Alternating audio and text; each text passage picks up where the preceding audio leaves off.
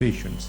With this 3 streams of information coming through, this is the system that we were able to build. The circles that you see are the 1 kilometer radius of a confirmed dengue patient. So this is the 1 kilometer radius of the house of a confirmed dengue patient. The red pins that you see are presence of Aedes aegypti larvae throughout the city. There will be two things that you see in this picture. One, wherever you have more red pins, you also have more circles, which means that if you detect the Aedes aegypti larva in time, you can be sure that you will get patients coming through shortly after. Two, wherever you see one patient, one circle, you see a cluster of circles around it, which means it's an outbreak-oriented disease. If you get one dengue patient in a neighborhood, you'll get multiple patients in that neighborhood. So the presence of the Aedes aegypti larva was a good indicator of patients coming shortly after. And two, if you had a patient coming through, you will likely get an outbreak in that neighborhood. So we built our system based on this. Next slide, please. Now you see that this is a real system. So the little alerts that you see are the alerts that are generated on different days through this system. With these 3 information streams coming in, we could and the system would analyze this. The system called SAT-SCAN. It's a statistical temporal statistical analyzer. It's a fairly advanced system, but it takes all these 3 streams in and would then generate both the extent as well as the intensity of an outbreak 2 weeks in advance, so that the government can then focus all of its activities in that neighborhood to contain it before it becomes a big outbreak. The system was very, very successful, and through the great work that the government did, aided by this technology, we were able to bring down 23,000 patients to a few hundred, and then 20 or 30 patients every year subsequently. In 2011, I told you we lost about 300 lives. Subsequent years, 0 lives were lost because of dengue. Okay. One slide ahead. And the system was so successful because we get a dengue outbreak in Delhi every year also, just right next door, that the Indian newspapers started picking up on the system once the new results came out, and these were published in scientific papers and so on. Both NDTV and Hindustan Times ran stories. And this story on what India can learn about e-governance from Pakistan was tweeted by Shashi Tharoor and created quite an interesting exchange of tweets on Twitter. But they both went very viral in India at the time because Hindustan Times and NDTV both wrote about this. They both wrote about how Punjab and Lahore was able to overcome the dengue epidemic using technology, but India was not. And now, but this system has now been replicated. In many parts of the world, and I think inshallah would be a useful system for us to use. We have many other stories, but Sidra really wants to throw me out. So I will stop here, but it's been such a pleasure to come here, to be able to speak with you and share these stories. I hope that you, the youth of Pakistan, the young people in this country who could digitally, skilled digitally, will inshallah change the fate of this country one day. Thank you.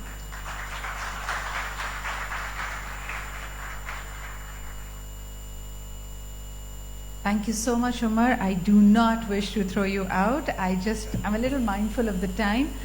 You have such amazing success stories to share. But ladies and gentlemen, in the interest of time, I guess we will have to be a little strict. And for the next speaker, once again, please note that you have 20 minutes of speaking time. Also, we're often told that the early bird gets the worm and the early participant gets the chair. So I see a lot of you standing right now. I wish to let you know that there are so many activities happening in the Expo Center, especially for the young students that I see over here. I'm told that there are activities happening all around in the Khyber 1 and 2 halls as well. In the Facebook hall, what you have is the Facebook would like to start a workshop which is primarily meant for you guys. So if you'd like to attend, may I request you to make your way towards Khyber 1 and 2, that there are many engaging activities happening there. And for the others, I guess, you were a little late, so please bear with us and stand. Our next speaker, ladies and gentlemen, belongs, of course, to the dynamic team of Facebook. And I was just looking through at some of the data. It might be a little dated because these numbers were actually calculated and collected back in March 2019. And according to the Napoleon CAT, which is the source of this information, there are about 31,467,000 young people or people from Pakistan who are on Facebook. and 81% of these are men. And what does that mean for policymakers is a big question. Of course, our next speaker is the Politics and Government Outreach Manager for Asia Pacific at the Facebook. He's worked with several governments and the policymakers to understand how Facebook can help them make a much stronger, much deeper connection with their people. And this has included Australia, Hong Kong, Indonesia, Japan, Malaysia, Singapore, Taiwan, amongst the others. Ladies and gentlemen, please welcome our next speaker, Mr. Roy Tan.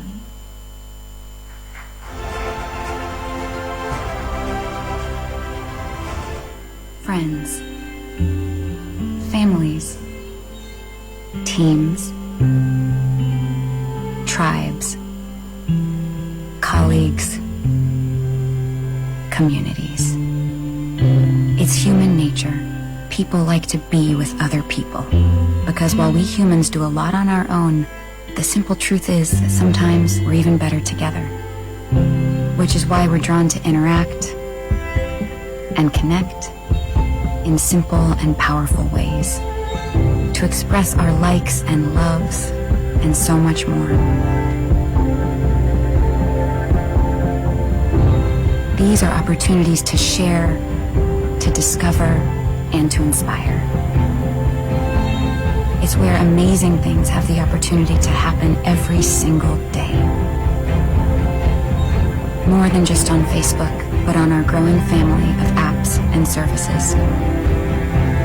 Bringing us together in ways that are both accessible and incredible, delivering more than just likes and views, but measurable value for people and businesses alike.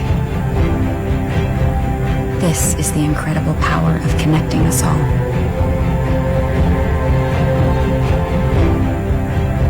And it's just getting started.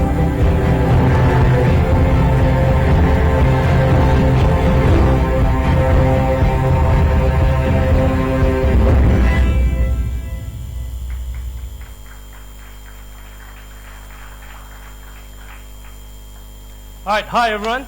Thanks for coming here. It's good to see a full house. You know, today I want to talk to you about connecting with people and building community, and in particular, you know, how governments across the world are using our platform to connect with people on the street, and also, you know, how people across multiple countries are connecting with each other and building community on our platforms.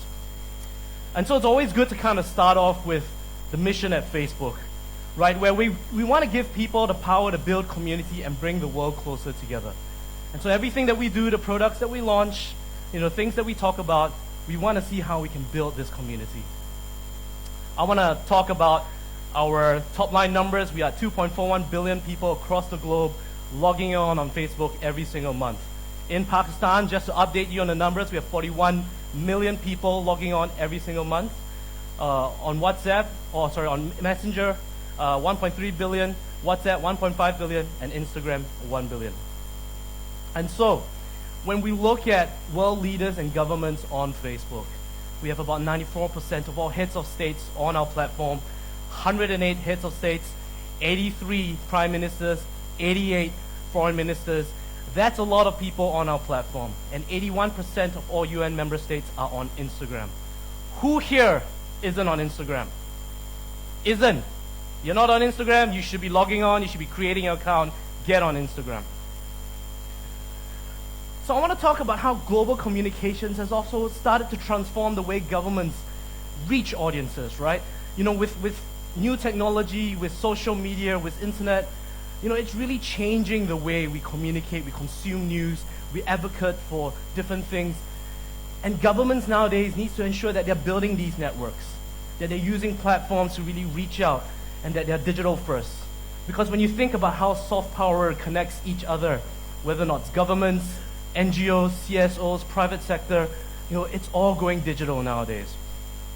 And so when you look at smartphone growth, we all have about 2.4 billion people on smartphones across the globe. All right, and 90% of images shared online, all right, is using a camera phone. Right, a lot of you will be taking photos on the camera phones and really sharing it online. And so when you think about video, right, back in the day, you know, everyone would get together on the TV watching sports, you know, watching speeches, watching your favorite television episode. It was a real communal experience, community. But more so nowadays, what you see on video is this, right? Everyone's on their mobile phones, and the notion that people come together around video is starting to fade. You know, people are having their mobile phones and they're doing things on a very individualist basis. So mobile devices have really changed the way we consume and connect with each other. Right? It's really changed our attention spans, the way we connect. And when you think about it, the language on Facebook is also moving with the times. Right? We're starting to see language on Facebook becoming more video-based. Right? People taking videos of the food you eat, the conferences you're at, the speakers that they see. You know, we're starting to take videos and putting up on Facebook or Instagram. And to a certain extent, you're starting to see virtual reality and augmented reality features as well. Right? Who here knows that if you upload a panoramic photograph that you've taken by an Android or Facebook or Android or Apple phone, upload it to Facebook, it converts to a nice 360-like picture? Who here has done it? Yeah, a few of you. If you haven't done it, go outside there. We have an Instagram booth. Take a nice panoramic photograph, upload it, and see what you see on your own Facebook platform. And so we find that the shift to video is massive. Right? People are connecting with each other, speaking to each other with video. And it's no different in Pakistan as well. And so when you look at governments and how they connect with each other, you have folks like Jacinta Ardern, Prime Minister of New Zealand, speaking to the camera about what she's seeing, about the things she's talking about. You know, we have MP from UK at the UN, you know, explaining why he's in New York. Never before have we been able to connect with our political leaders, our government leaders, in such an intimate way, where they are telling us and showing us behind-the-scenes moments of their day in a life. And when you look at additional examples, you know, like the US Embassy in India having a meal with the British High Commissioner, behind-the-scenes photos which you have never seen before. Another Instagram account from Emmanuel Macron, right, when President Trump visited France. Pictures, behind-the-scenes moments that you have never seen before. Being able to connect with government leaders and for them to connect with men on the street, right? This has been revolutionized with social media, with digital media. We've also seen a lot of authentic moments, you know, when politicians are trying to connect with people and talk about policies. On the left example, you have the Deputy Premier in Taiwan talking about childhood policies, using milk bottles as props to showcase the first policy, second policy, third policy, fourth policy. We also have the finance minister in Indonesia speaking directly to the camera. Authentic moments, talking about issues, talking about policies to the man on the street. And so, they also want to follow trends. Because we all live in the world, whether or not it's festivals, pop culture moments, we've seen governments engage in trends as well. Star Wars Day, European Parliament. You know, happy Star Wars Day, but at the same time go out to vote for the European parliamentary elections earlier this year. The Royal Australian Air Force, don't catch Pokemon and trespass our air bases. Right? You can relate to that. Right? It's relevant to the organizations and they want to have some fun with the audience as well. And so governments keeping up with trends. And we have also seen this on Instagram. Because Instagram is a place for people to connect with the things they're interested in, the people that they're interested in, the personalities, the government agencies, and really to explore new passions. And we have seen government agencies really use the platform to brand themselves, to give a different perspective to what you usually see. The UK Parliament example, everyone has seen how the Parliament looks like, you know, with all the MPs sitting down and speaking and discussing about policy matters. But because Instagram, you're reaching out to a younger demographic. They want to use Instagram to showcase different moments, you know, behind the scenes of what happens in Parliament. And even when you look at the New Zealand police force, when you think of law enforcement, you think weaponry, you think capturing the bad actors. But no, right? The police force has shown that they wanted to profile themselves as community-oriented. You know, they want to showcase the police puppies. You can't go wrong with pets. You know, they want to showcase different moments of the police force. And so Instagram has allowed government agencies to do something different on the platform to connect to the younger audiences. I want to talk about the National Environment Agency in Singapore because They are using Instagram to crowdsource as well, to engage the man on the street. So they had a sustainability a campaign called I Bring My Own SG. I bring my own lunch boxes. I bring my own shopping bags when I go shopping. And so they got people, the men on the street, to kind of showcase their own moments of sustainable actions and tag themselves, hashtag I Bring My Own SG. And so you got crowdsourced moments and visuals from the man on the street. How do you galvanize the audience, people, Pakistanis around the country? Right? Governments are doing that across the world. We also see tourism as a big thing for Instagram as well, and governments have been using, the platform to engage. And so you have like the Japanese National Tourism Organization. We worked with them on Instagram, and they wanted to kind of showcase Japan in the lead up to the 2020 Olympics next year. And so they worked with Japanese people around the many prefectures in Japan to showcase different moments, unexpected moments, lesser known moments, unknown moments of Japan. They crowdsourced all this content, and throughout the 3 or 4 month campaign, they got 100,000 photos and videos shared across Instagram. And this is also to people overseas. And so they saw a 12.5 shift of inbound traffic or inbound tourists to Japan during this period of time. And it just shows you the power of how platforms like Instagram can bring together people, government agencies, and economic objectives as well. And everyone here, the audience, you young people, are all part of that ability to do something different on the platform. And this is where I want to talk about being better together, right? Community. We're all part of different communities in our lives. And it's important to understand how strong community can be built on our platforms. So let me show you a video.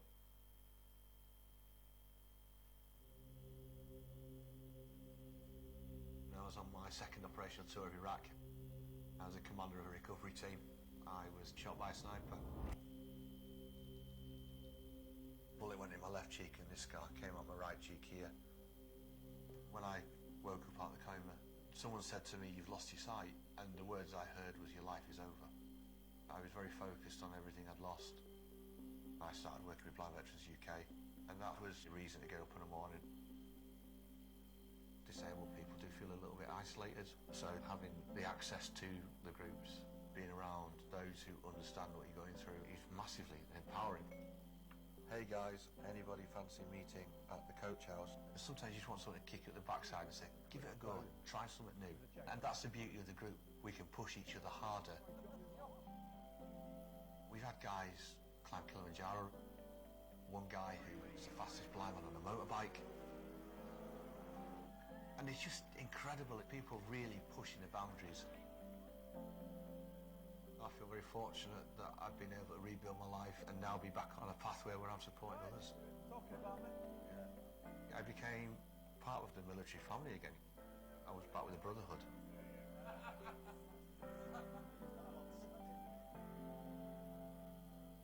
Right, how inspiring is that? And so Facebook groups have been helping to build this community.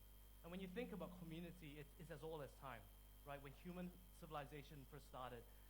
And it continues to evolve because, with digital media, with Facebook, with Instagram, with WhatsApp, you're seeing all these platforms being able to build such community. Whether or not it's Facebook groups, internet or Instagram accounts which showcase, communities, or messenger groups that you engage with your friends or family members. Groups are such a great platform to re-engage with. Who here are members of groups, whether or not it's your running group, your gaming group, your tech groups? Right. So many of us are involved with groups. And it's a sense of belonging to a certain community, a certain niche topical areas, and there's a sense of safety as well. When you share with people, like-minded people, you can share stories, you can get insights, you can get help. Right? Groups are a great way to build this community.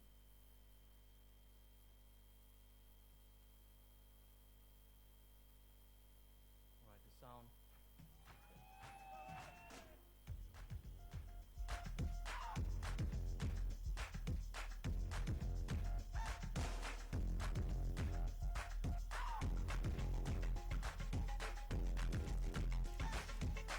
There's nothing these ladies wouldn't do for each other. We're all here to help each other out. Wolfpack for life.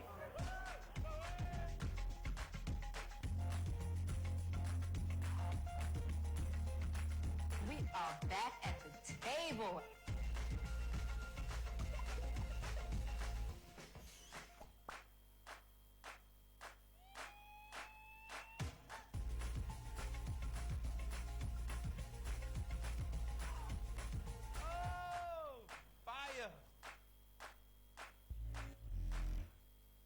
And that's groups.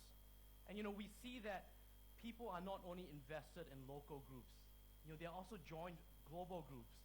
67% of people in groups are in local groups, and 66% of people who join groups are usually on international groups. And so we're bringing people together, not only from just one locality, one country, but across the globe. And that's the power of building community on Facebook. And we have 10 million groups across the globe and 1.4 billion people, right, accessing groups every single month. So I encourage you to tap on the groups, and how you want to build your community, how you want to build, your topical areas, tap into groups. We also have tools that have positive and real-world impact at Facebook. One thing I love about one of the recent tools that we've built is our blood donation tool, and where we have signed up more than 35 million people across the globe to sign up to be blood donors. And if you don't already know, we actually launched this in Pakistan. It was one of the first countries we actually launched this. So you can actually go and be a blood donor, all right? And if you're in different locations and there's a blood bank that needs blood, you will get a pop-up notification to ask you whether you want to donate blood. And the awesome thing about it is that we've heard from blood banks, right, that 70% of all the walk-ins are from Facebook, and this is in Pakistan. So a very good tool to use, and if you haven't been giving blood and sharing blood, please think about doing so. Other tools that we have is our crisis response tool. In times of crisis like natural disasters, floods, terrorist attacks, we activate Safety Check, and we've activated it more than 1,400 times across the globe. And we have more than 3 billion notifications going out, being sent to loved ones saying that I am safe.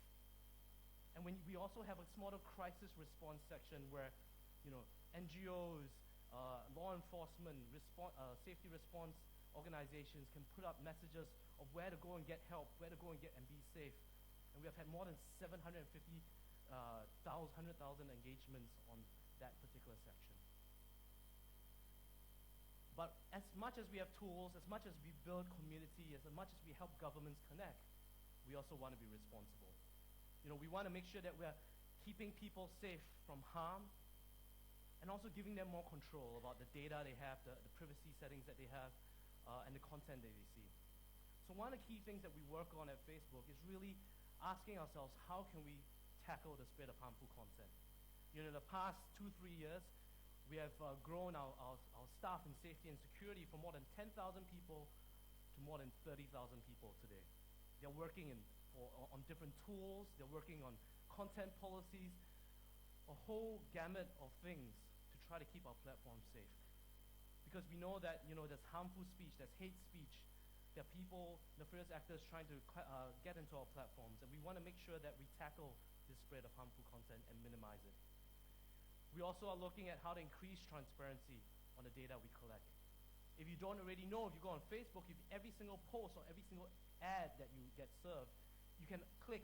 and see why you're being served such posts or ads.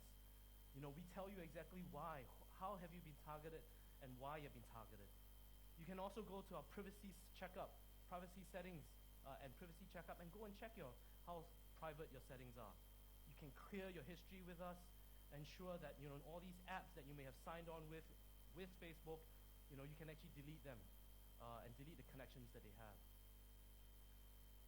We also want to make sure that our elections are safe, that the democratic process is safe during election periods. And we have many people working on elections across the globe. With the upcoming Taiwan elections, we have Myanmar elections next year, we have US elections. A lot of people are working on multiple things on safety and security around elections. But we also want to ensure that we increase the chances of people going out to vote, that we promote the democratic process. So whether or not we have register for ourselves to vote, all right, checkups. We also have election day reminders, get up and vote. We also have I voted Instagram stickers just to galvanize people to have a bit of fun when they have voted. You know, and after voting day, what we do is we also have civic checkups where people can find out which of their elected representatives have won in their country and how to follow them and engage with them on Facebook. And so these are some of the things that we are really pushing to drive the democratic process in various countries. And really, we feel it is our responsibility to amplify the good. And that's why building community, that's very important. You know, helping governments connect with people is very important. But we also want to minimize the bad, because we know there are bad actors on our platform. We know there are things that we need to work on, and we want to minimize the bad. And so today, you know, that's just a brief overview of how we want to build community, how governments are using our platform. We have many different sessions at our Facebook breakout room today. I encourage you to join us.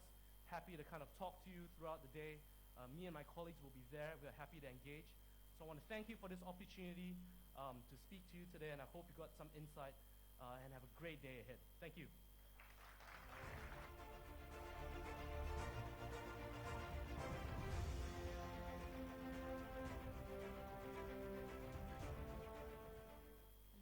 Thank you so much, Roy. That was exactly 19 minutes. I'm very glad that I didn't have to be the demonic person and take the mic away from you. So very glad that you're keeping up with time. Ladies and gentlemen, some excellent stories shared from the Facebook platform.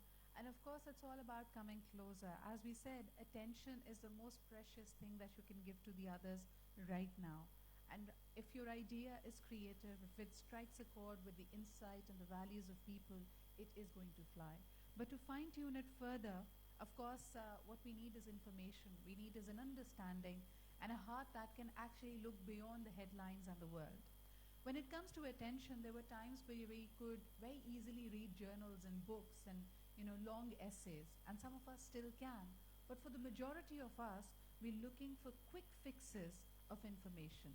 So therefore, because of this new age of how information is taken, assimilated, processed, and how we actually use and take out information, the media needs to respond accordingly.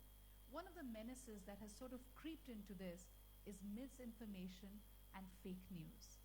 How do you actually tackle that if what meets the eye looks very genuine, but is actually much more lethal and much more malicious than what it is? So ladies and gentlemen, to talk about this very important, pertinent, and timely issue, we now have a panel discussion.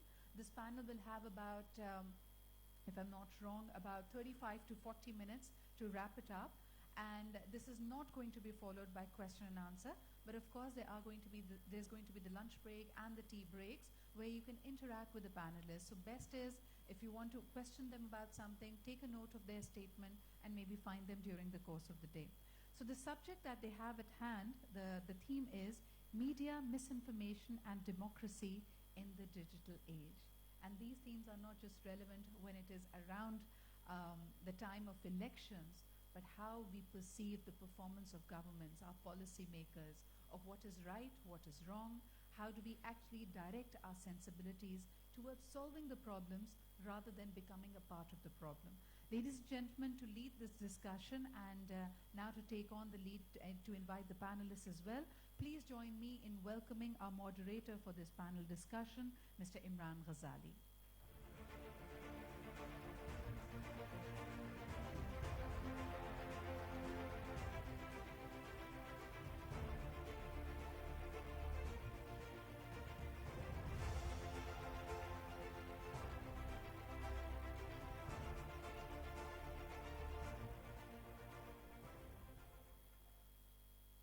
Thank you very much. I want to congratulate the KP IT board, the KP government, World Bank, and all the other partners and organizers for putting up such a brilliant event. So a round of applause for everyone. I came here, in 2014. That was the first event that I attended in DYS. So I'm proud the way it has grown and become so bigger. And before taking more time, I would like to invite the other panelists for this session. First of all, we will have Sadaf Khan, who's the co-founder of and director programs Media Matters for Democracy. Thank you very much, Sadaf. Then we have Mr. Sarim Aziz, who is the head of policy for Pakistan and emerging markets in Asia. He is based in Singapore and very actively involved with the governments in Pakistan and the policy making.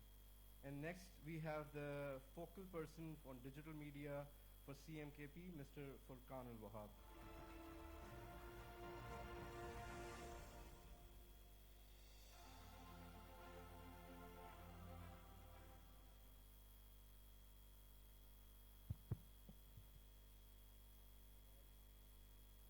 And thank you all for being here.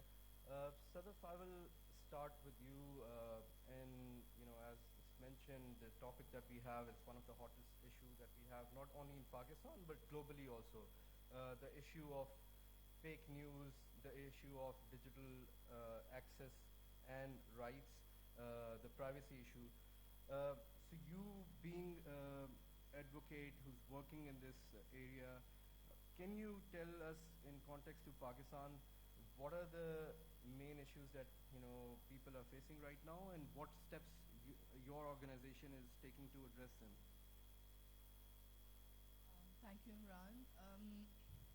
As Sidra just mentioned, that information is essentially one of the key aspects that make technology so powerful and at times so dangerous. It's also interesting that today is 28th September, which is the International Day for Universal Access to Information, and the theme this year is also digital access.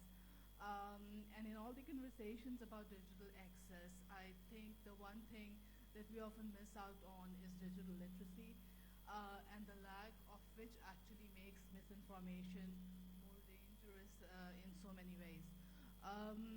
In terms of what's happening in Pakistan, since Roy just mentioned the power of groups, I would like to start with groups. As a mother of young kids, I'm part of a number of parenting groups. And every now and then a video would pop up or an infographic detailing completely false ordeals of mothers whose children are facing paralysis after being given expired polio vaccines. And even though this myth has been dispelled many times on mainstream media, through politicians, by government officials, as soon as that one thing pops up, we see a sudden stirring, there's this chaos, there's this panic, because after all, it's your child's health, and the post looks so authentic. At times it has logos of the website of the news sources that we actually follow and trust. At times it's just the sheer number of likes and shares and comments that make it appear credible. And at times it's just the lack of understanding about technology and how easy it is to manipulate technology to push out these narratives. And while this is an example of public health, the same example kind of also applies to democratic processes. We've seen globally, and I think even Facebook's rude awakening came in the form of Cambridge Analytica, which dealt with so many different issues: access to third parties, the use of those issues, manipulation of content, and then the fact that people seem to fall for that kind of content. One of the researches I read back then, when the topic was still very hot, was that the top 10 false news that were being spread had much more traffic going to them than the top 10 actual news from trusted news sources that were being shared at that specific time, which kind of demonstrates the human psyche as well. We are people of habit. We like living in our bubble of confirmation. We have confirmation bias. And so everything and anything that connects and validates our political opinions, our ideologies, we have an inherent desire to find it and to believe in it. We find it trustworthy. And that makes, without digital literacy, that makes platforms like Facebook and Twitter, which are essentially politically empowering, which can be so empowering, it actually also makes them dangerous. And therein comes in the responsibility part. I'll come back to that. So, Salim, I'll come to you, and as Roy has also talked about Facebook being the biggest social media platform in Pakistan with more than 41 million active monthly users. That's definitely giving an opportunity and access to a lot of people and a lot of young people. But at the same time, when we talk about, let's say, disinformation and fake news, a lot of organizations also hold Facebook responsible as the medium that is there, which helps in spreading that. So if you can just tell what steps Facebook is taking, and what are the steps that the users can take to identify disinformation and stop it from spreading. Thank you, Imran. Bismillah ar-Rahman ar-Rahim. I think Sadaf very rightly put, this is a human psyche issue, and in many ways we live in a world, in a digital world, where these issues are surfaced onto online platforms. So the way I see it, I think misinformation is something that exists already within people, and there's a tendency for us to believe certain things, or we want to believe certain things, and so anything that helps support, confirm that type of narrative, we tend to like and believe in. So I think there's a basic human literacy challenge in how humans interact with information. How do they decipher it? How do they think critically about it? Having said that, as she rightly said, we as an online platform, gone are the days where, 10 years ago, where we were just a platform and we're not responsible for what was said, but now I think we look at this as an integrity issue. So we have, for example, just on health, because Sadaf mentioned maternal health, we have an entire team of just focusing on health integrity. How do we make sure that our platform is not abused to spread health disinformation? Because that looks very different compared to how political misinformation is used. At the same time, I just want to balance the fact this is very hard, and just to explain to the audience why it's difficult is it's also become a bit of a buzzword. So now that any politician who feels that something is said against them that they don't like, they can easily say, and we don't want to name any politicians, but there's the word fake news is used the most by politicians against stuff that's said against them. So, while yes, we have a responsibility to prevent harm on things like, very important things like health, and to protect people from not harming themselves using misinformation, at the same time we have to ensure it's not abused to kill dissent or to stop people from criticizing things. And to be honest, I mean, there's a lot of gray, right? Yeah. Like, truth is there's a universal truth, but then there's my truth, and then there's somebody else's truth. Yeah. So. And you have mentioned, the steps taken by Facebook to tackle that. Another important issue that we see is that apart from Facebook, what works is the WhatsApp groups and WhatsApp direct messages. That probably is the fastest way of spreading any information, and massively used in Pakistan also by the political parties also and other organizations.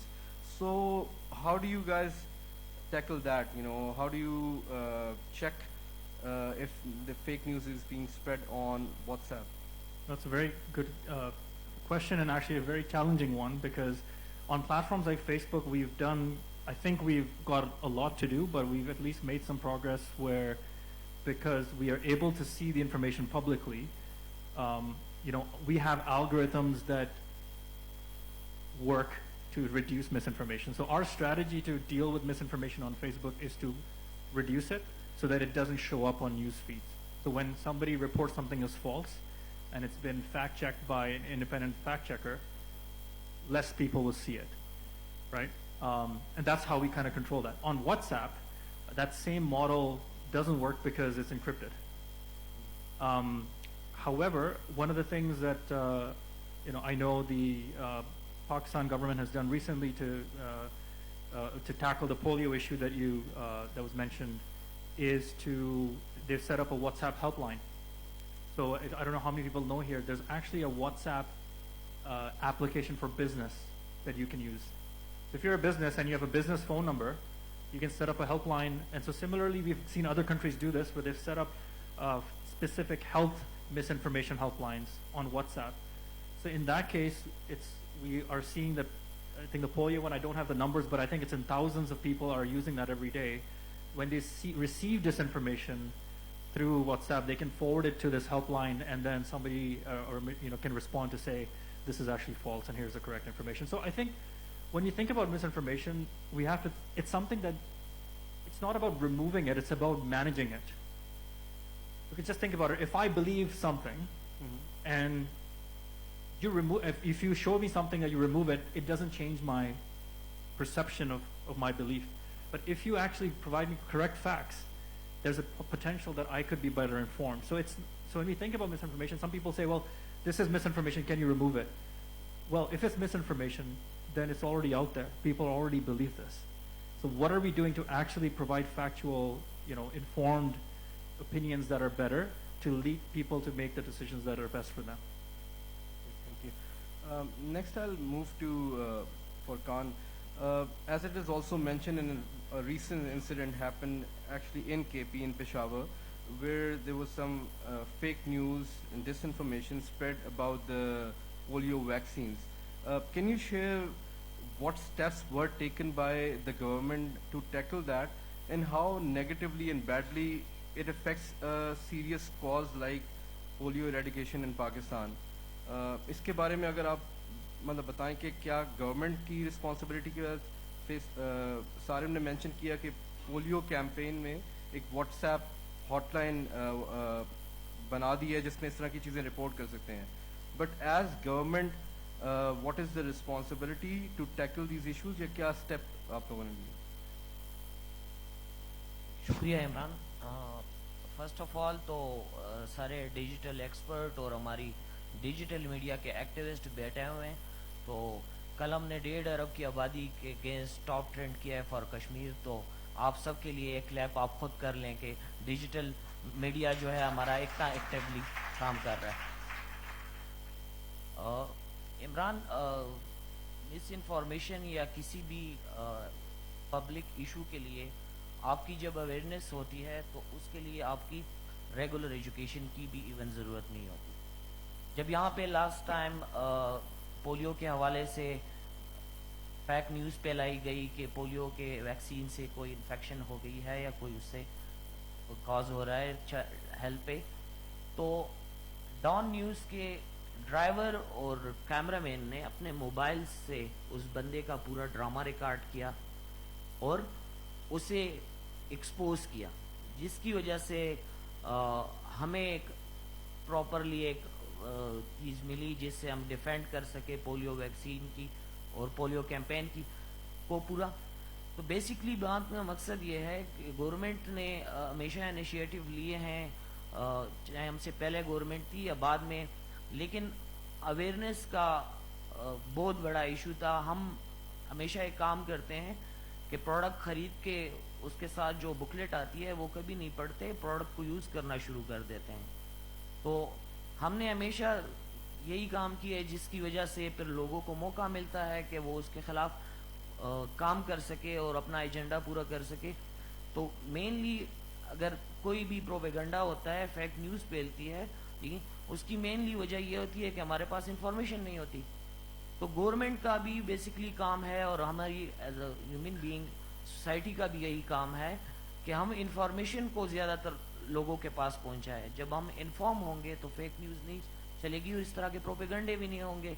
और government जो काम कर रही है, polio के हवाले से बात करें तो एक ड्राइवर को अगर पता है, एक कैमरामैन को पता है कि वैक्सीन नुकसानदेह नहीं है, फ़ायदा मंद है बच्चों के लिए, वो क्लियर है, वो अवेयर है, इसलिए उसने वो सारे प्रोपेगेंडे को एक्सपोज करने के लिए उसने अपने ये भी पर्सनली भी उसको थ्रेट्स थे बाद में नहीं, लेकिन उसने उसको ओन किया थ्रेट्स को. उसने उसके जहन में क्लियर था कि मुझे ये काम करना है, मैंने इस नस्ल को बचाना है. ठीक, तो बेसिकली हमें एजुकेशन चाहिए, अवेयरनेस चाहिए इस किस्म के मामलात में जो होती है. तो उसके बाद फिर आपकी पूरी सोसाइटी रिएक्ट करती है और आप पोलियो के قسم کی چیزوں سے نمٹ سکتے ہیں. Okay, thank. Sadaf, coming to you, so ek issue access ka, as you mentioned, a lot of people don't have enough digital literacy. Unki understanding nahi hai. I think we all can also relate in the hamari jo parents ki age group hai, usme a lot of WhatsApp messages that they get, they forward it to the family group. So is tarah bhi kafi zyada information spread hoti hai without of it being verified. I would also like to get your comments on ایک جو خاص طور پہ پاکستان میں لوگ access کی ہی بات کرتے ہیں تو وہ نیشنلی بھی نیریٹیوس کی بات کرتے ہیں. We will also get comments from Sarim on this, but as a user of Twitter myself I see a lot of other people also reporting that their accounts gets blocked and they say there are a lot of bias policies of the platforms. So ایک تو یہ کہ how do people tackle that, and do you also think there is something like that in which people's right to expression and freedom is being blocked by some of these platforms? اچھا اس میں Imran I think ایک وہ double age سورڈ والی بھی بات ہے. You are right کہ at times it becomes very apparent to see that there is some platform bias. However, it's not as black and white as we usually tend to think. جب Twitter اور political narratives کی بات آتی ہے وہاں political parties کی, political workers کی responsibility and plate form کی رسپانسبلٹی ہمیں دونوں کو دیکھنا چاہیے. جسٹ بفور دی الیکشنز, جو 3 مہینے تھے الیکشن کیمپین کے, we conducted at media matters we conducted a massive research. ہم نے کوئی 56 million tweets کو analyze کیا through different informatic softwares. And what we are looking at کہ جو hashtags trend کر رہے ہیں election سے related, politics سے related, وہ organic ہیں یا وہ structured narratives ہیں.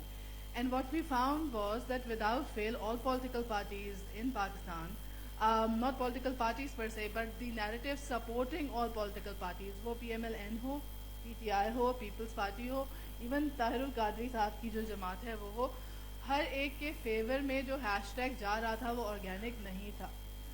There were thousands of tweets being generated by single accounts within a span of 2 hours. There were bots, there were people who were retweeting them, and اس کے اندر مس information بھی تھی, اس کے اندر incitement to violence بھی تھی, اس کے اندر journalist کے خلاف heat بھی تھی. تو ایک تو رسپانسبلٹی ہماری پولیٹیکل پارٹیز کی سائڈ پہ آ جاتی ہے. The other side of the coin is how platforms respond. And ابھی ہم نے کشمیر کے معاملے میں دیکھا ہے کہ there is a lot of evidence that pro-Kashmir voices are being shut down. ہماری اسٹیٹ کی رسپانس بھی آئی ہے. But if you look at the way these things are being operationalized, by sheer numbers, India has lots more users than we have in Pakistan. And let's say if I have a group of trolls and I keep reporting one account, then the platform and its algorithms can be very easily duped to at least consider that this might be a false account. So in addition to platform, the usage of the platform by certain communities, that has also been leveraged. Again, diplomacy mein, I remember Burhan Wani کا جب merger ہوا تھا, ان کی شہادت ہوئی تھی, اس کے بعد بھی یہ کرٹیسزم بہت زیادہ اٹھی تھیں.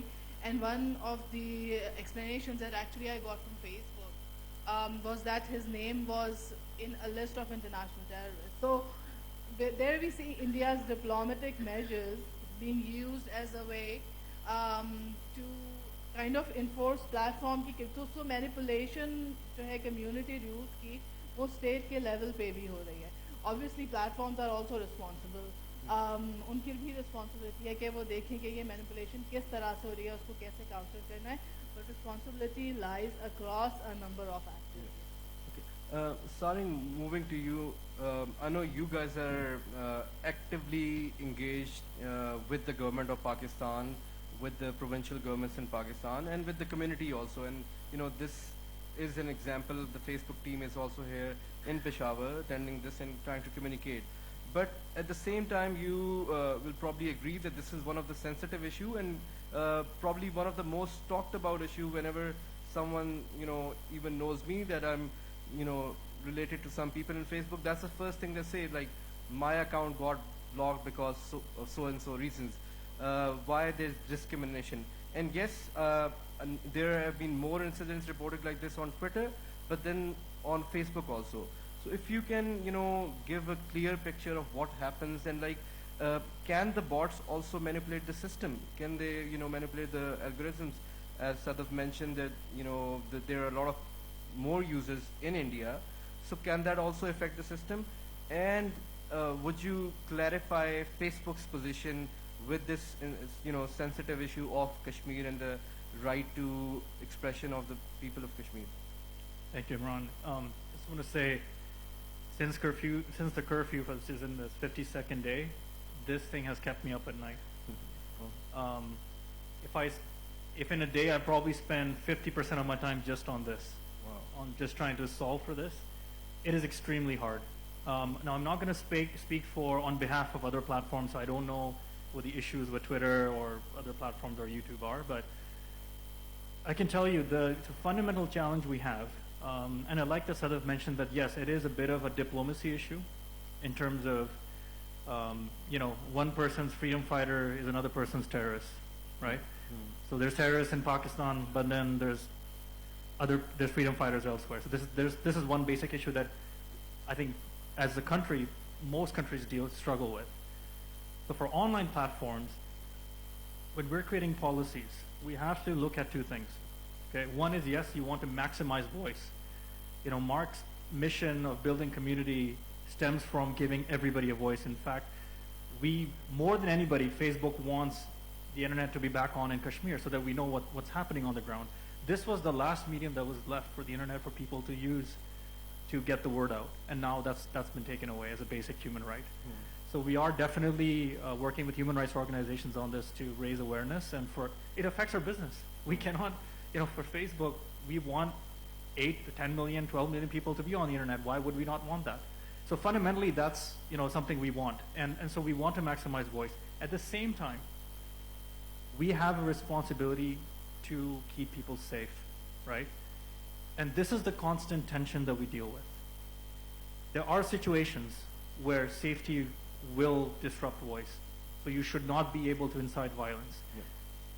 Coming to the Kashmir context, we as a platform have one policy which clearly states that we do not allow any violent actors on Facebook. It doesn't matter whether you're in Palestine, it doesn't matter that you're in Pakistan, it doesn't matter that you're in Kashmir. If you proclaim a violent mission, you have no space on Facebook. Now, other platforms might have different policies. I can't speak for them. Unfortunately, when you take that line and you prioritize safety, it does impact some speech, right? Because if I'm going to go and say, I support this organization because they're fighting for freedom, that technically would violate our policies. But this is where the tension arises. Now, having said that, there are many, many amazing campaigns that are pro-Kashmiri that are on Facebook doing very well, because you don't need to focus on that. There are many things you should talk about. You should talk about the internet shutdown. You should talk about the human rights violations. You should talk about what's happening to families. So you don't need to focus on that part of it, right? There's ways of doing counter speech. And in fact, we ran sessions this week in Islamabad on how to do effective, how to build a resilient community, how to actually do counter speech online. And this is a digital literacy issue. There's things that you can say in person, but if you go and glorify violence online, that has an impact on your society. What are you encouraging, right? So are you encouraging kids to take arms here? That's the way to solve the problem? So there are some real world social implications to that. So that's why for us as a platform, we have to stay neutral. It doesn't matter what conflict it is, whether it's conflict in another part of the world or conflict in Kashmir. But just coming to the question of reporting, again, can't speak for other platforms. For Facebook, it doesn't matter whether you report something once or you report it 1,000 times. Does not change our opinion. Mass reporting doesn't work on Facebook. There's no bots that can, report. It's every single report gets reviewed, and it just takes one report for our reviewers to look at the content and make a decision whether something violates our policies or it doesn't. So you can keep trying. You can tell the entire room here to report a post. It's not going to come down. And similarly, if one person reports it, it can come down. It's good to know that. I will move on to Furqan. Furqan, ہمیں آپ سے میں تھوڑا بہت جاننا چاہوں گا کہ political parties کا یا گورنمنٹ کے سوشل میڈیا ٹیمز کیسے آپریٹ کرتی ہیں. ہم اگین فیس بک اور ٹویٹر پہ دیکھتے ہیں روز آلموسٹ ٹرینڈنگ وارز چل رہی ہوتی ہیں ڈفرینٹ پولیٹیکل پارٹیز کی. تو اس میں کیا آپ لوگوں نے بھی ایسی کوئی ٹیکٹکس تو نہیں ہے, کوئی باٹس یوز کرتے ہیں یا پھر کوئی روز کا ٹارگیٹ ہوتا ہے کہ یہ والے ایشوز روز آپ کی پولیٹیکل پارٹی کے گورنمنٹ کے ٹاپ پہ ہونے چاہیے؟ ایک تو ہے کہ میکینزم کس طرح ہے, اور دوسرا اس پہ بھی کئی دفعہ پھر ابیوز کا ایشو بھی آتا ہے کہ کئی دفعہ میڈیا اینکرز کمپلین کرتے ہیں, باقی ڈفرینٹ پولیٹیکل پارٹیز کی لیڈرشپ کمپلین کرتی ہے کہ ایک دوسرے جو پارٹی کے سوشل میڈیا ٹیمز ہیں وہ دوسرے لیڈرز کو غلط لینگویج میں بھی ایڈریس کرتے ہیں, ابیوز کرتے ہیں. تو اس چیز کو بھی آپ کی کوئی گائیڈ لائنز ہیں, کس طرح ٹیکل کرتے ہیں اور اس کو ہم کس طرح ختم کر سکتے ہیں, یہ جو ایک نیگیٹو کانورسیشنز چل رہی ہوتی ہیں؟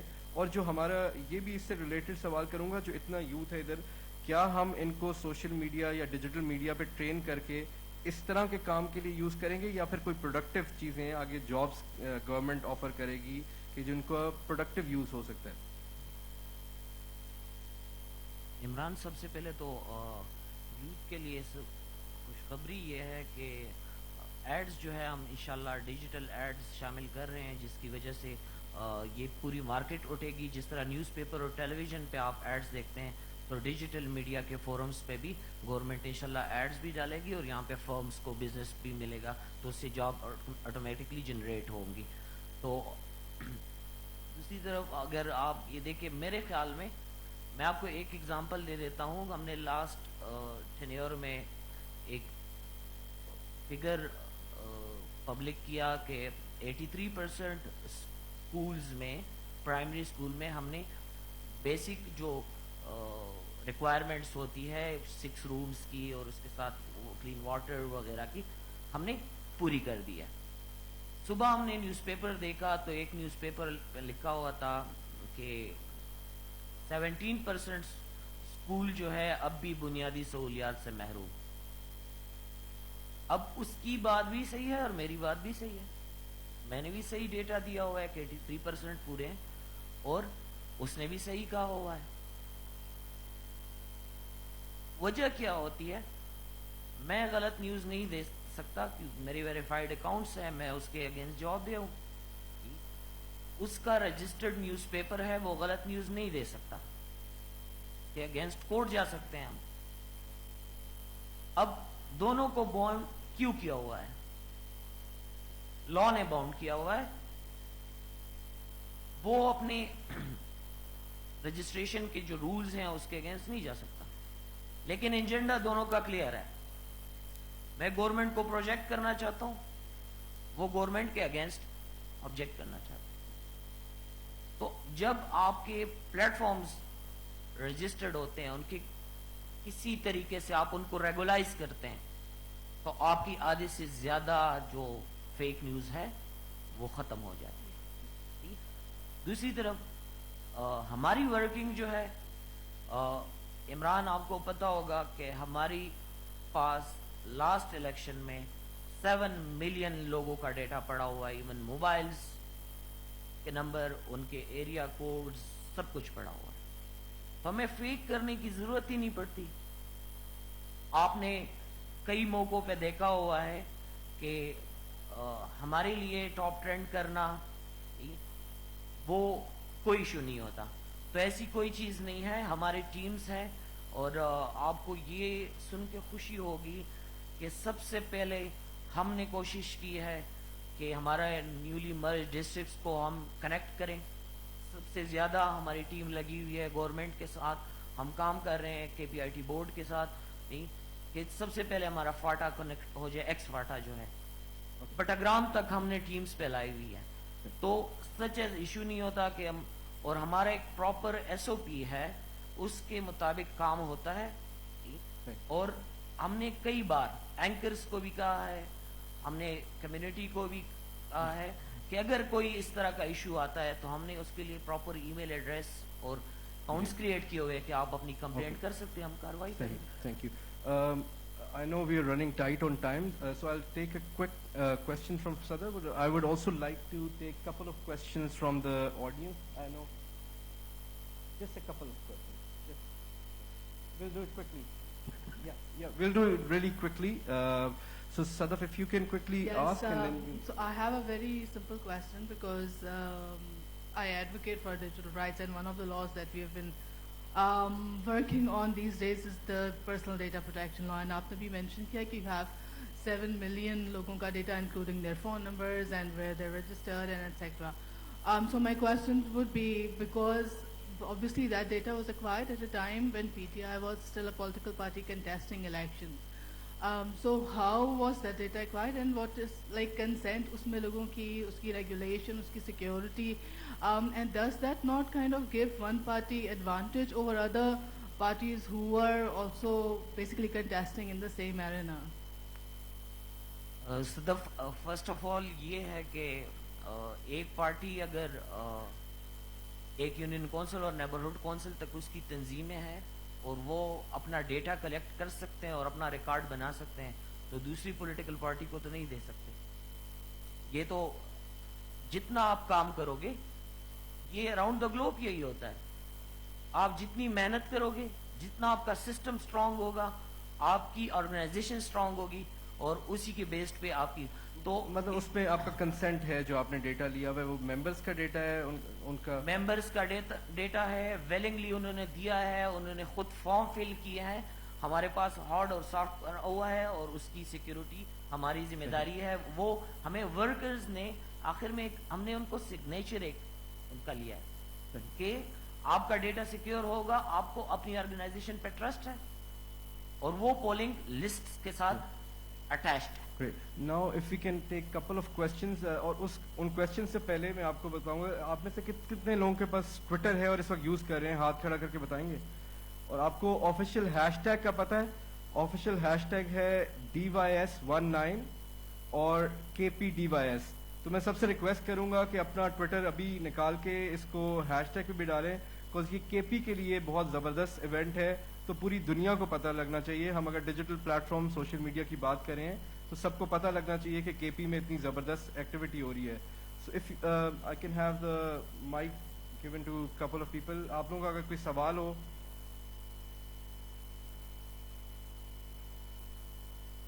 सवाल नहीं है किसी का? Can we have the mic over there?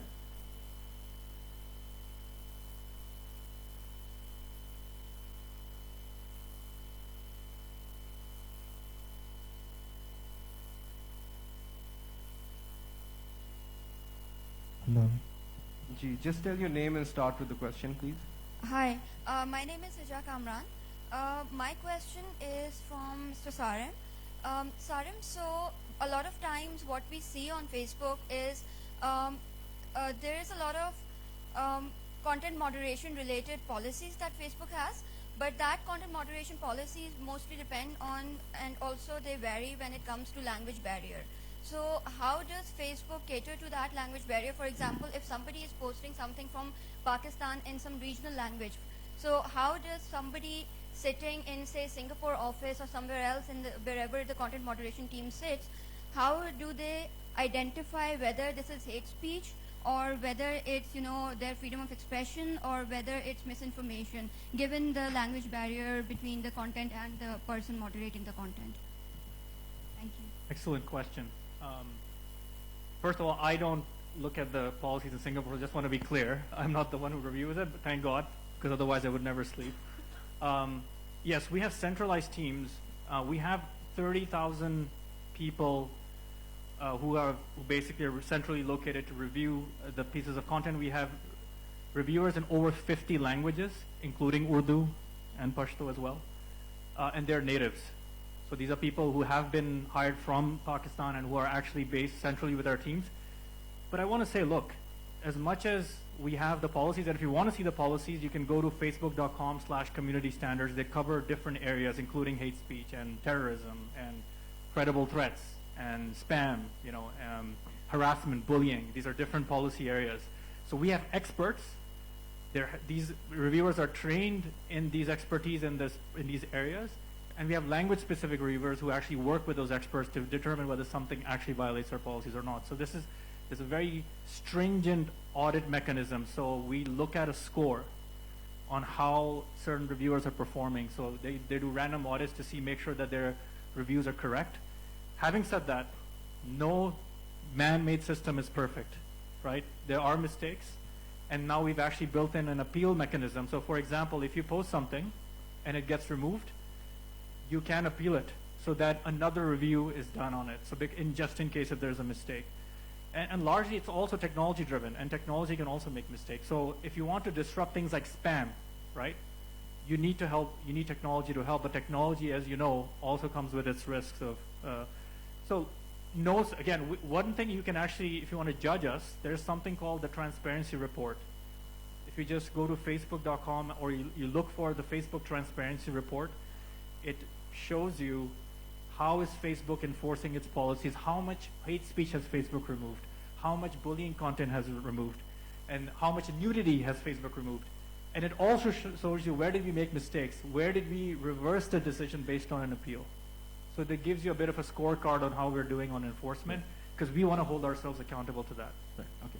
I'll just take the last question and then we'll end the session. Sure. This gentleman in the front, if he can be given the mic, please.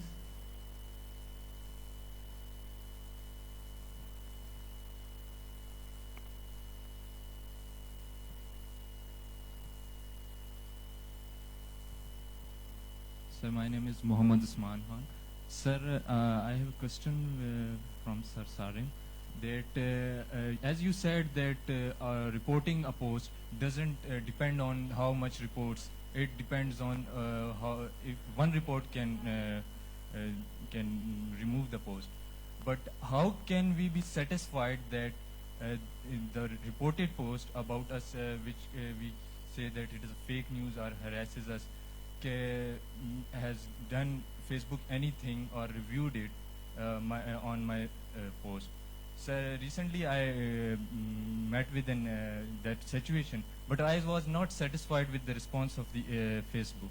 I think that Facebook was not convinced with that this was a fake news. Okay. But we're short of time, so yes, I'll just have him answer that. Sir, I have come. Sir, that is there any system-generated email or response to me that my post is my review or report has been reviewed? Very good question. There's two questions that I'll address. First of all, how many people here know that we have something called a support inbox? One hand. Okay. So again, every single report gets reviewed and you get a response in your support inbox. Do you know where to find it? No. You have to go under help. So go under help and you click on support inbox. You will see the response from Facebook of whether your request violated or not. Second, you mentioned fake news. As I mentioned, we don't remove fake news, we reduce distribution of it. Right? So if something violates our policies, so if something is bullying, or if something is graphic violence, or something is terrorism, it gets removed. But if you report something as fake news, it gets queued for our fact checkers, and we have fact checkers in Pakistan that can fact check, and it reduces the distribution so less people see it. Thank you very much. I would like to thank Sadaf, Sarim, and Furqan for your time. It was a pleasure. And you guys can still catch them at the lunch or outside in the hall if you have any further questions. Thank you all. Thank you.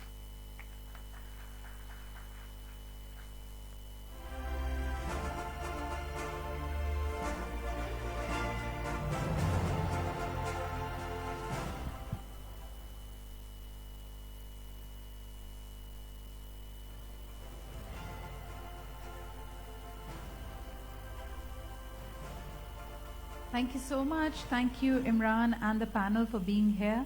Ladies and gentlemen, it was a brilliant interaction, especially because it covered a very diverse range of issues. When it comes to misinformation and fake news, there's so much that needs to be verified and fought against. And of course, very rightly pointed out that one man's freedom fighter is another man's terrorist. But there are some areas which are perhaps not as grey, and as confusing. For example, we know that there are only 3 countries in the world that are still struggling to eradicate polio.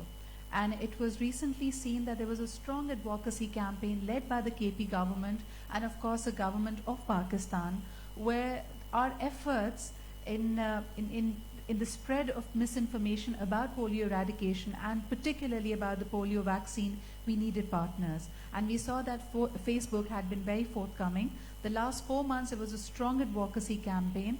And if I was to go back to the headlines of August 2019, over 31 pages spreading misinformation about polio vaccine were taken down by Facebook on the request of the KP government and in particular the government of Pakistan. That is no less fiat. It brings us closer to a healthier Pakistan, to a healthier world which is polio free. So a round of applause is definitely due for that.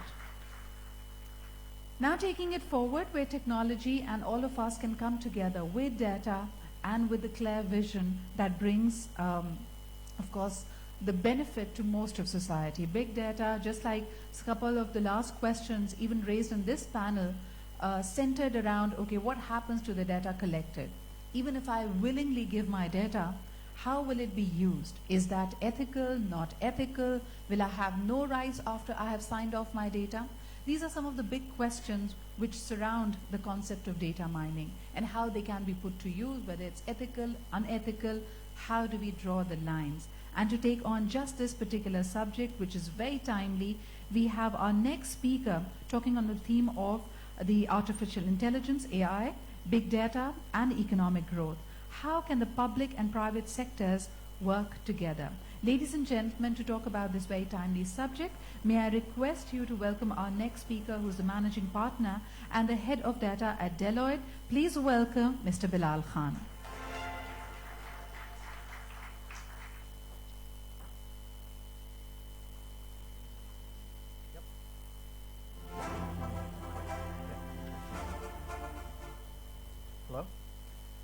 Assalamu alaikum. I promised to be on time and on schedule. There's a lot happening today. This is a standing audience here. And let me just tell you how impressed I am with the number of people that have come out to this event. You know, when the outside world thinks of Pakistan, and certainly when the outside world thinks of the KP region and Peshawar, this is not the image that comes to their mind. And I think it's incredibly important that we start to show this side of Pakistan, because there's an incredibly bright and talented future here, and I, for one, am particularly excited about that. I came all the way from Canada, to very far away, for 3 reasons. Reason number 1 is because this is a youth conference. Frankly speaking, if this was a conference filled with a bunch of public policy leaders, I probably wouldn't have come. Because as far as I'm concerned, the future of Pakistan is in this room right now. When you hear that stat, 60% of Pakistanis are under the age of 30. While it sounds like a statistic, it's actually you. That is what that statistic is referring to. Every person in this room. And so Pakistan is yours, it's yours to define, it's yours to create. The second reason I decided to come here is because 40% of the speakers at this conference are women. And I think if you're going to build the future of Pakistan and you're going to build the innovation ecosystem of the future, it has to be inclusive, and women have an important role to play in what that looks like. And the third reason I came is because this is happening in Peshawar. Not Lahore or Karachi, London or New York, but it's happening in Peshawar. And to me, that means that the underdog is waking up. The startup ecosystem in Peshawar is ready to punch above its weight. And myself, being a Pakistani origin, growing up in Canada, I've always believed in the power of the underdog. The ability for the small little player to be agile, smart, ambitious, and be able to punch well above their weight. And so while I was born in Canada, and my parents left Pakistan in 1964, I'm also a very proud Pakistani. And so I come back here today to share a little bit about how I see the world unfolding, and how data and AI play a fundamental role in that, and public and private partnerships are the key to success going forward. Get our first slide up. So this is my philosophy on the world. Innovation is the key to competitiveness, productivity, and economic growth, creating good jobs and overall improving the quality of life for all. I think we all understand that, and that's why we're all in the room. But the second part is interesting. To become one of the most innovative countries in the world, first, you must build a culture of innovation. A culture of innovation. What does that mean? What does it mean to build a culture? Well, it means that first and foremost, you need to encourage our young people to create jobs, not find a job. We need to encourage more and more people to go into entrepreneurship, to build technologies, to create the future of what Pakistan is going to look like. And that culture is really the underpinning to building a truly innovative country. Next slide, please. So I'm going to talk a little bit about this concept called a moonshot. Can I get hands up for anybody who's heard the term moonshot, who understands what that is? Wow, interesting. Okay, I think I saw one hand go up, and he also happens to be from Canada. So here's the concept of the moonshot. The definition of it is, in a metaphorical sense, is an ambitious, exploratory, and groundbreaking project undertaken without any expectation of near-term profitability or benefit, and also perhaps without a full investigation of potential risks and benefits. I want to break this down. But the term actually derives from the Apollo 11 spaceflight project, which landed the first human on the moon in 1969. So let's break this definition down a little bit. It's a groundbreaking project undertaken without any expectation of near-term profitability or benefit. That means our policymakers need to stop thinking about the innovation economy as a direct return on their investment. They need to stop thinking about this one-to-one input-output return on investment, where if I give $1 into the innovation ecosystem, how will I get $1 back? The innovation ecosystem in the digital economy is fundamentally different from the industrial economy. In the industrial economy, when you built a plant, there would be a level of input, and for that level of input, there'd be an output, and that's how that economy worked. But the digital economy works at scale. And so 1 unit of input does not necessarily create 1 unit of output. It can actually create 1,000 units of output, which is why technology and innovation scales at the rate that it does. But a moonshot,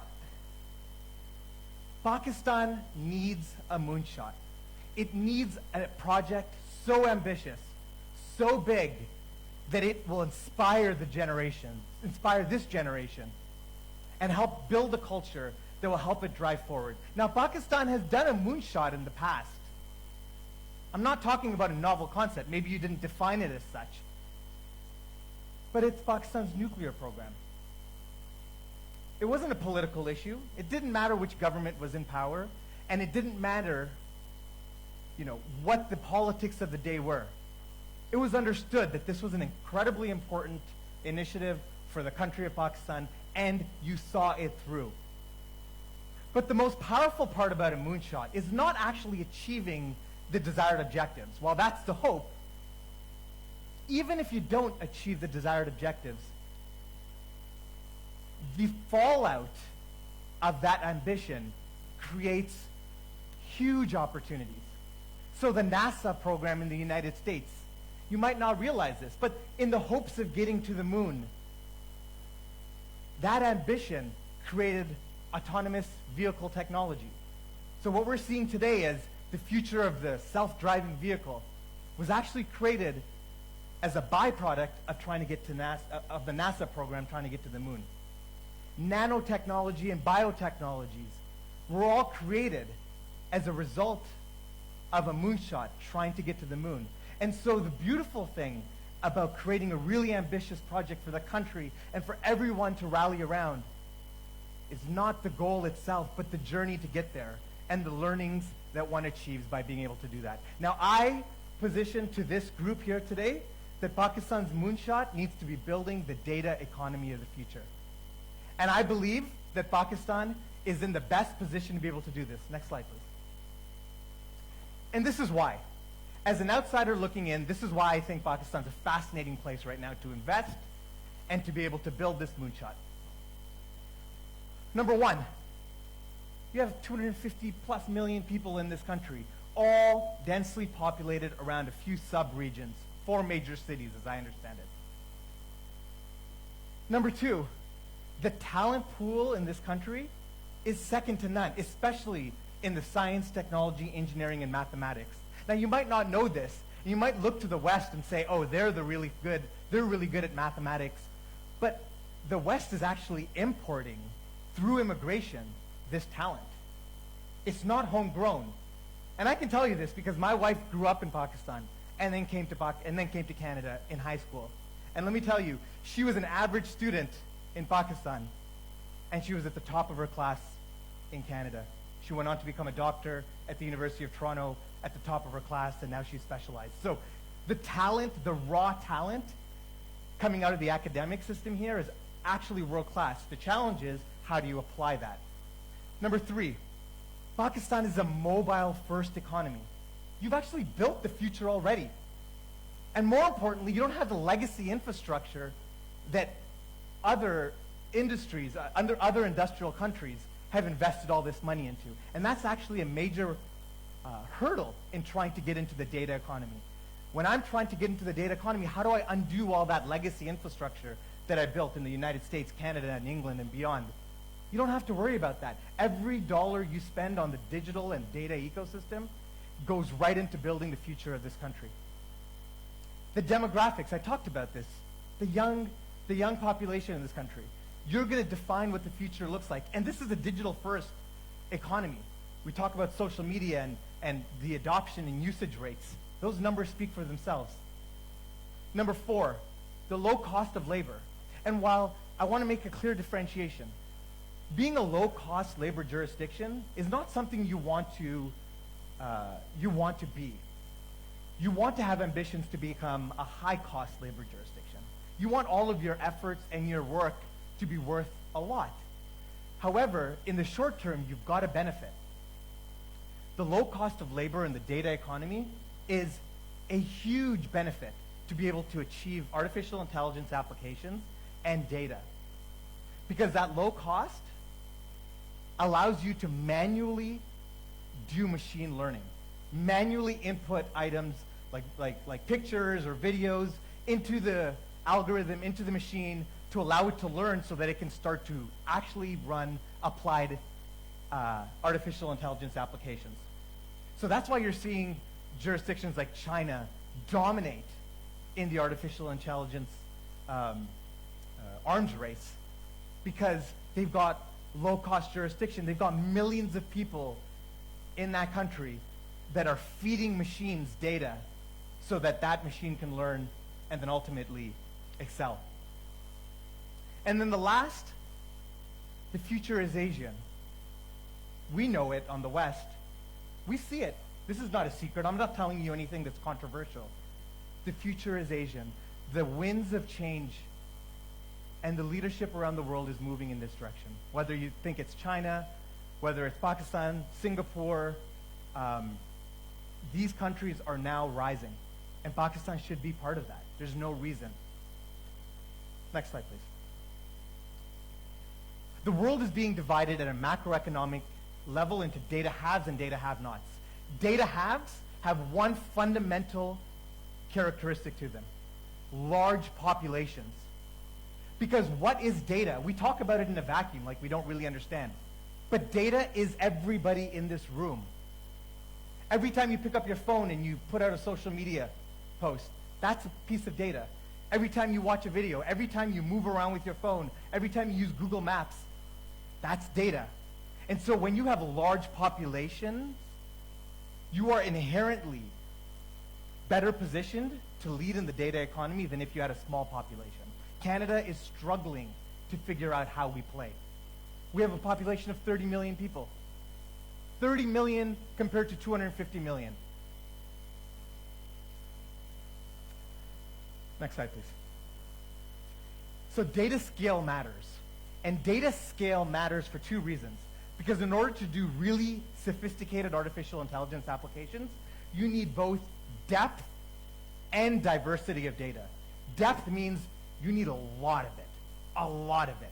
Which is why 250 million people, well, that's actually enough to get this machine going. And the diversity is the different usage, the different channels, whether it's social media, whether it's when you drive your car, whether it's healthcare data, or whether it's electronic government data. All of that diversity of data gives the machine a better understanding on how to apply artificial intelligence. Next slide. So listen, AI is different. We all understand the power of it. Google CEO said it's more important than fire. I mean, like, I didn't make that up. He actually said that, which is, when I heard it, I thought it was crazy. But it's true. And the reason why it's more important than fire or electricity is because artificial intelligence is both a general purpose technology and an invention of a method of inventing. General purpose means it will touch every aspect of our lives, from how we shop to how we move, how we communicate, how we do business, how we think about healthcare. And it's an invention of a method of inventing because artificial intelligence will learn to invent. The smarter the machine becomes, the more it creates, and the more sophisticated that machine becomes. So we're talking about a very powerful technology. Next slide. But in order to do that, you need to build a data ecosystem. And the public and private sector with academia and entrepreneurs and innovators need to come together to build this. It's not going to happen on its own. Government can create the environment, but the private sector needs to fund it. You need capital pools to invest in entrepreneurs. You need academic institutions building scientific research so that you're on the bleeding edge of where this is all going. And so this ecosystem becomes incredibly important. You got to build the infrastructure. You need access to talent. You need quality data. You need an innovation ecosystem. You need essential safeguards, access to funding, and you also need to have an ambition and a will to want to build it. Next slide, please. But let me tell everybody in this room that for the first time in the history of mankind, and certainly in my lifetime, every country in the world is at the starting line. Every single country in the world is starting right from the beginning. It didn't matter if you built railways, and it doesn't matter if you built a manufacturing sector. It doesn't matter if you built roads or you didn't, because the digital economy is a fundamentally new infrastructure. And so nobody is winning yet. And so we're in the earliest inning. Only 16% in the West, in North America, only 16% of all businesses reported using AI technology over the past year, a number that has not budged, has not changed since 2014. So there's no rapid deployment here. Everybody here is starting from the beginning, and we're about to enter the fourth industrial revolution. And anytime there's a new industrial revolution, the opportunities are immense. And if we look back in time from the first, second, and third industrial revolution, there have been a massive change in power every single time a new revolution, industrial revolution, presented itself. Because that industrial revolution creates new opportunities for economic growth. And I position that everybody in the world, including Pakistan, has the potential to lead in this space, and in fact, I would argue has a better chance of succeeding because of all the ingredients that I listed above. Now, as I wrap up this conversation and this discussion, and listen, I know that it's a very deep topic and there's a lot to cover, and certainly ethical implications, security and privacy are all big, but I want Pakistan to think really boldly about this. And if I go back to the moonshot definition, I don't want Pakistan to think hard about the risks or the benefits and overanalyze and get political. Let's just do this. And let's make that happen. So last slide. This is my favorite quote. It applies to my own life. I think it applies to organizations. It most importantly applies to nations. Most people overestimate what they can do in 1 year, but underestimate what they can do in 10. And so let's take that first step to build the future of Pakistan in the data economy. I promise that in the short term, it may not look like going anywhere, but over 10 years, you won't be able to recognize what you've created. Thank you.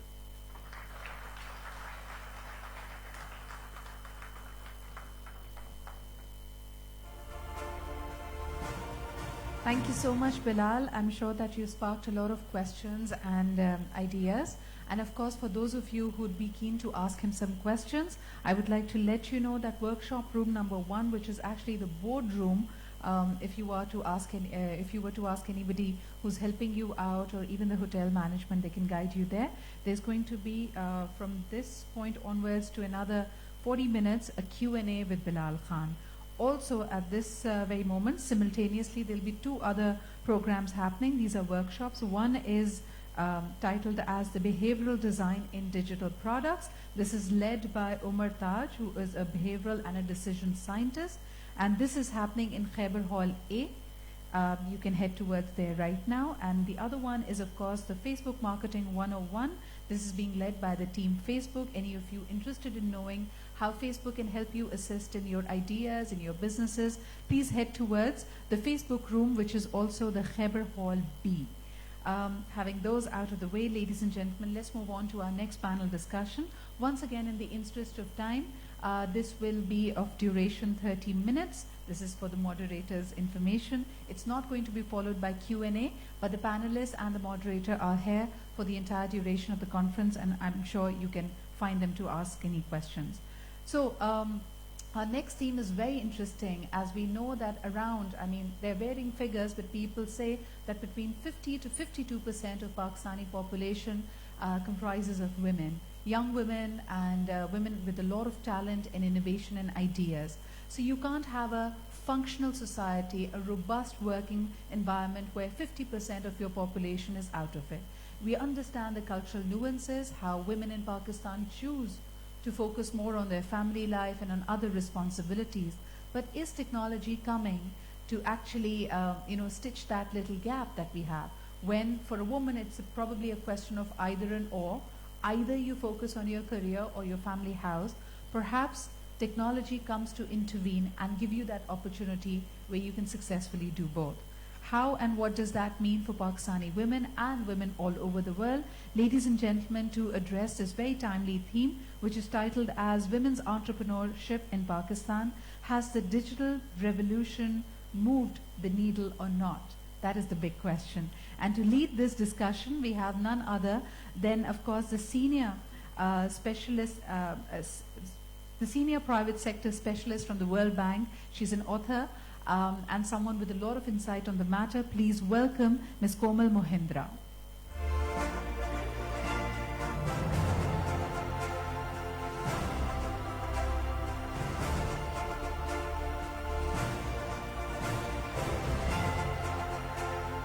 Hello, everybody.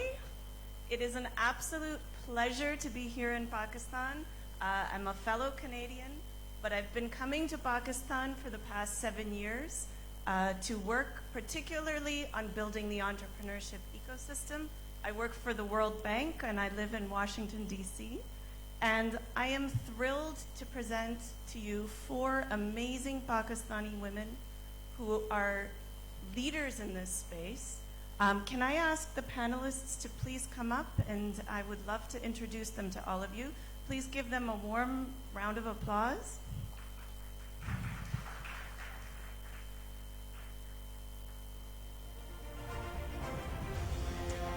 Okay, so you are in for a treat. We have Amne Sheikh Farouki. She's a management consulting professional. She's a gender specialist. She has over a decade of experience with economic development. She's also leading a not-for-profit called Entrepreneurship and the Community Development Institute. And she's an entrepreneur. Many of you probably know about Polly and Other Stories. That's Amne. So Amne, put your hand up. Yep, okay. Welcome. And we have Annie Gull. Annie, raise your hand. Yes, so Annie is the head of entrepreneurship and marketing at Codematics. It has 70 million app users across 100 countries. It's a key partner with Google. She's also the first Google Women Tech Maker Ambassador from KP. Amazing. And she's the KP lead for Pakistani women in computing. So welcome, Annie. Sidra. Welcome, Sidra. This is Sidra Riaz. She's a program manager for Facebook in Pakistan. She looks after startup and developer programs.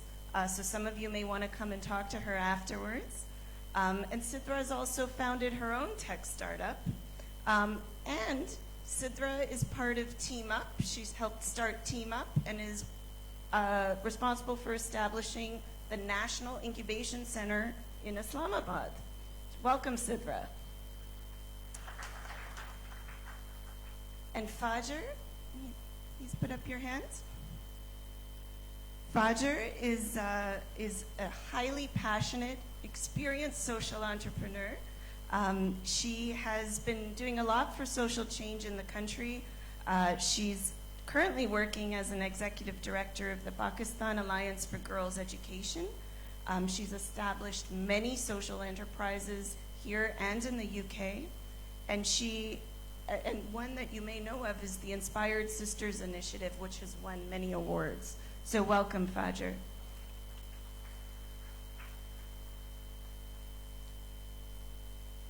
And our last... Okay, so I was just asked to join this panel. I'm Seema Al-Karimi. I'm a final year student at IBA Karachi. And I've started my startup a year ago. It's a customized version of Airbnb for Northern Pakistan. Awesome. Well, glad you could join. Thank you. Thank you. So I think since we have a pretty full bench, I might stay up here.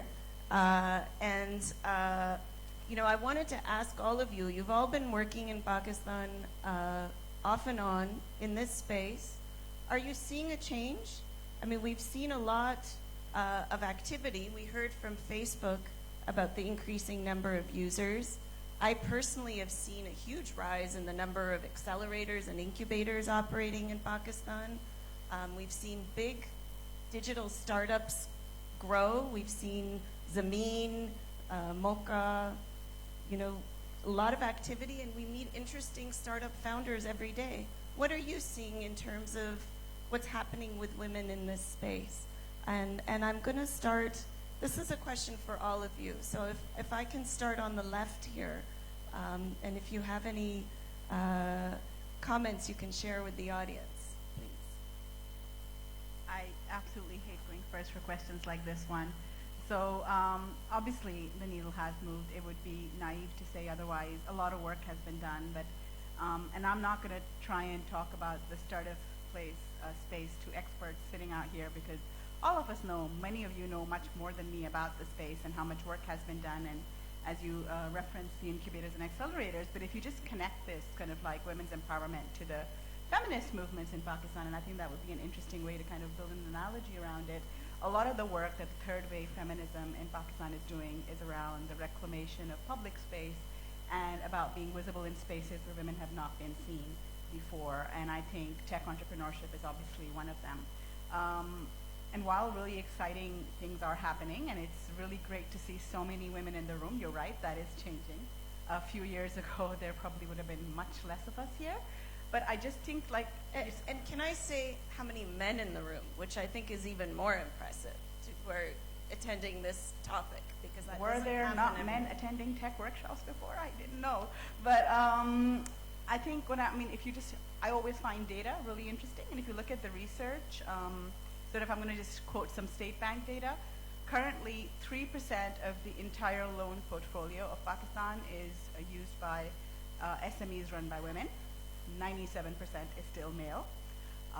And only 19%, 19, of oral microfinance loans go to women.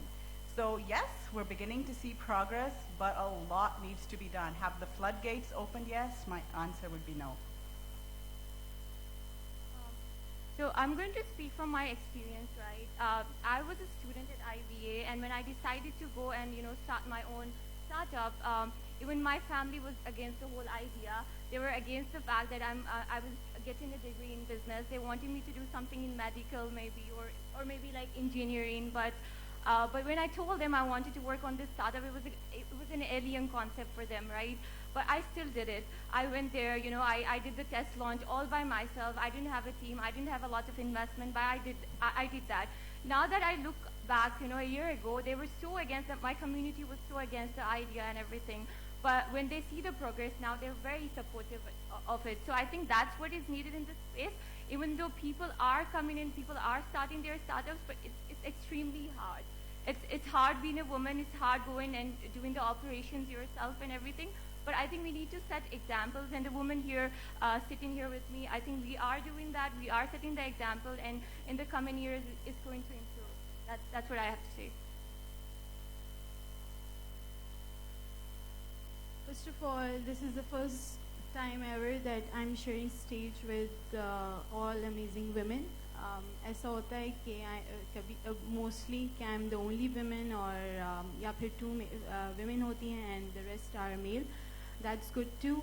But I feel really amazing today to be sharing stage with these amazing women. Coming back to your question, in the last days, She Loves Tech competition came to KP, and I'm just sharing these case studies in relevance to your question. I was able to gather around 35 women-based startups application for the competition just from Hazara region that includes Mansehra, Abbottabad, and Haripur. And soon after 2 months, DYS team came and they asked me that we need some good startups application. I worked again, and then I was able to gather around 60 applications, or wo bhi just with a gap of 2 months. So tech is coming, awareness is here, platforms are here. Dr. Shahbaz shared yesterday that Durshal is contributing to it. They have gender inclusive spaces. Omar Farooq is sitting over here from Abbottabad. They are supporting women startups. We have NICs. So obviously we have talent. In the previous days we needed space and opportunities, and they are coming to this region now, which is very much welcoming, and the women entrepreneurship ratio will increase in the coming days.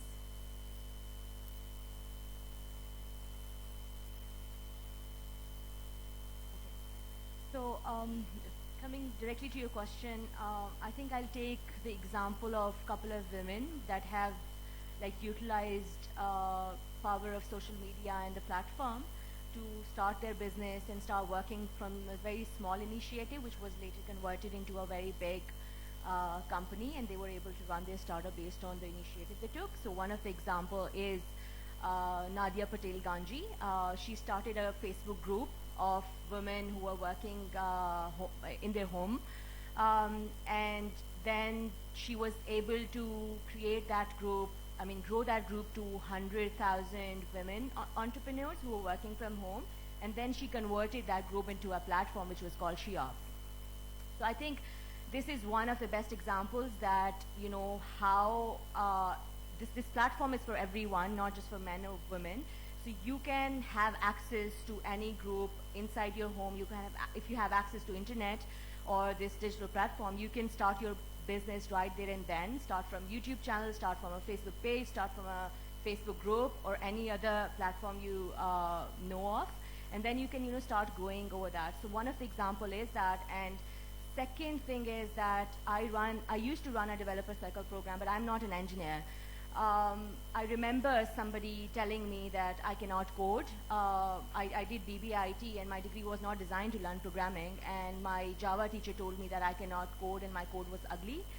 And after that, I learned programming myself through online courses. I remember we didn't have enough, like back in 2011, we didn't have enough platforms like Coursera and Udemy to learn courses, but I used to go to w3schools.com, which is a very old website. You can only learn HTML and CSS from there, and I learned there. And then I remember saying yes to everything that came to me. I didn't know how to make a website, and somebody asked me, do you know how to make a website? And I said yes, and I learned it, and then I delivered it. So I think one of the things is that you have to, build this confidence and, try to prove yourself that you can do this without any support from people, and no matter what people say to you. And then you have access to these digital platforms, and you can, really make a difference to these things without, considering that if you're a woman or a man, it's for everyone. Okay, so there are more men here, so they're probably going to hate me for saying this. So no offense to all the brothers here and uncles. The change is happening, but at a very, very slow pace. Right? So the change is happening. There's more internet access, but women still don't have as much access to internet and tech as men. So that's a major issue at the moment. Yes, we've seen a lot of change. I mean, in my 19 years of career life in England and in Pakistan, I have seen a lot of change happening, but at a small pace. We've still got 13 million girls who are not even going to school. As I work on girls' education, since I've moved to Pakistan, I've purely focused on girls' education and completely moved away from tech education as well, because there's so much core issue there on ground that these issues, the education issue has to be addressed. We know that if a girl has at least primary education, her income generation extends from 14 to 19%. So we've got all of these issues there at the moment.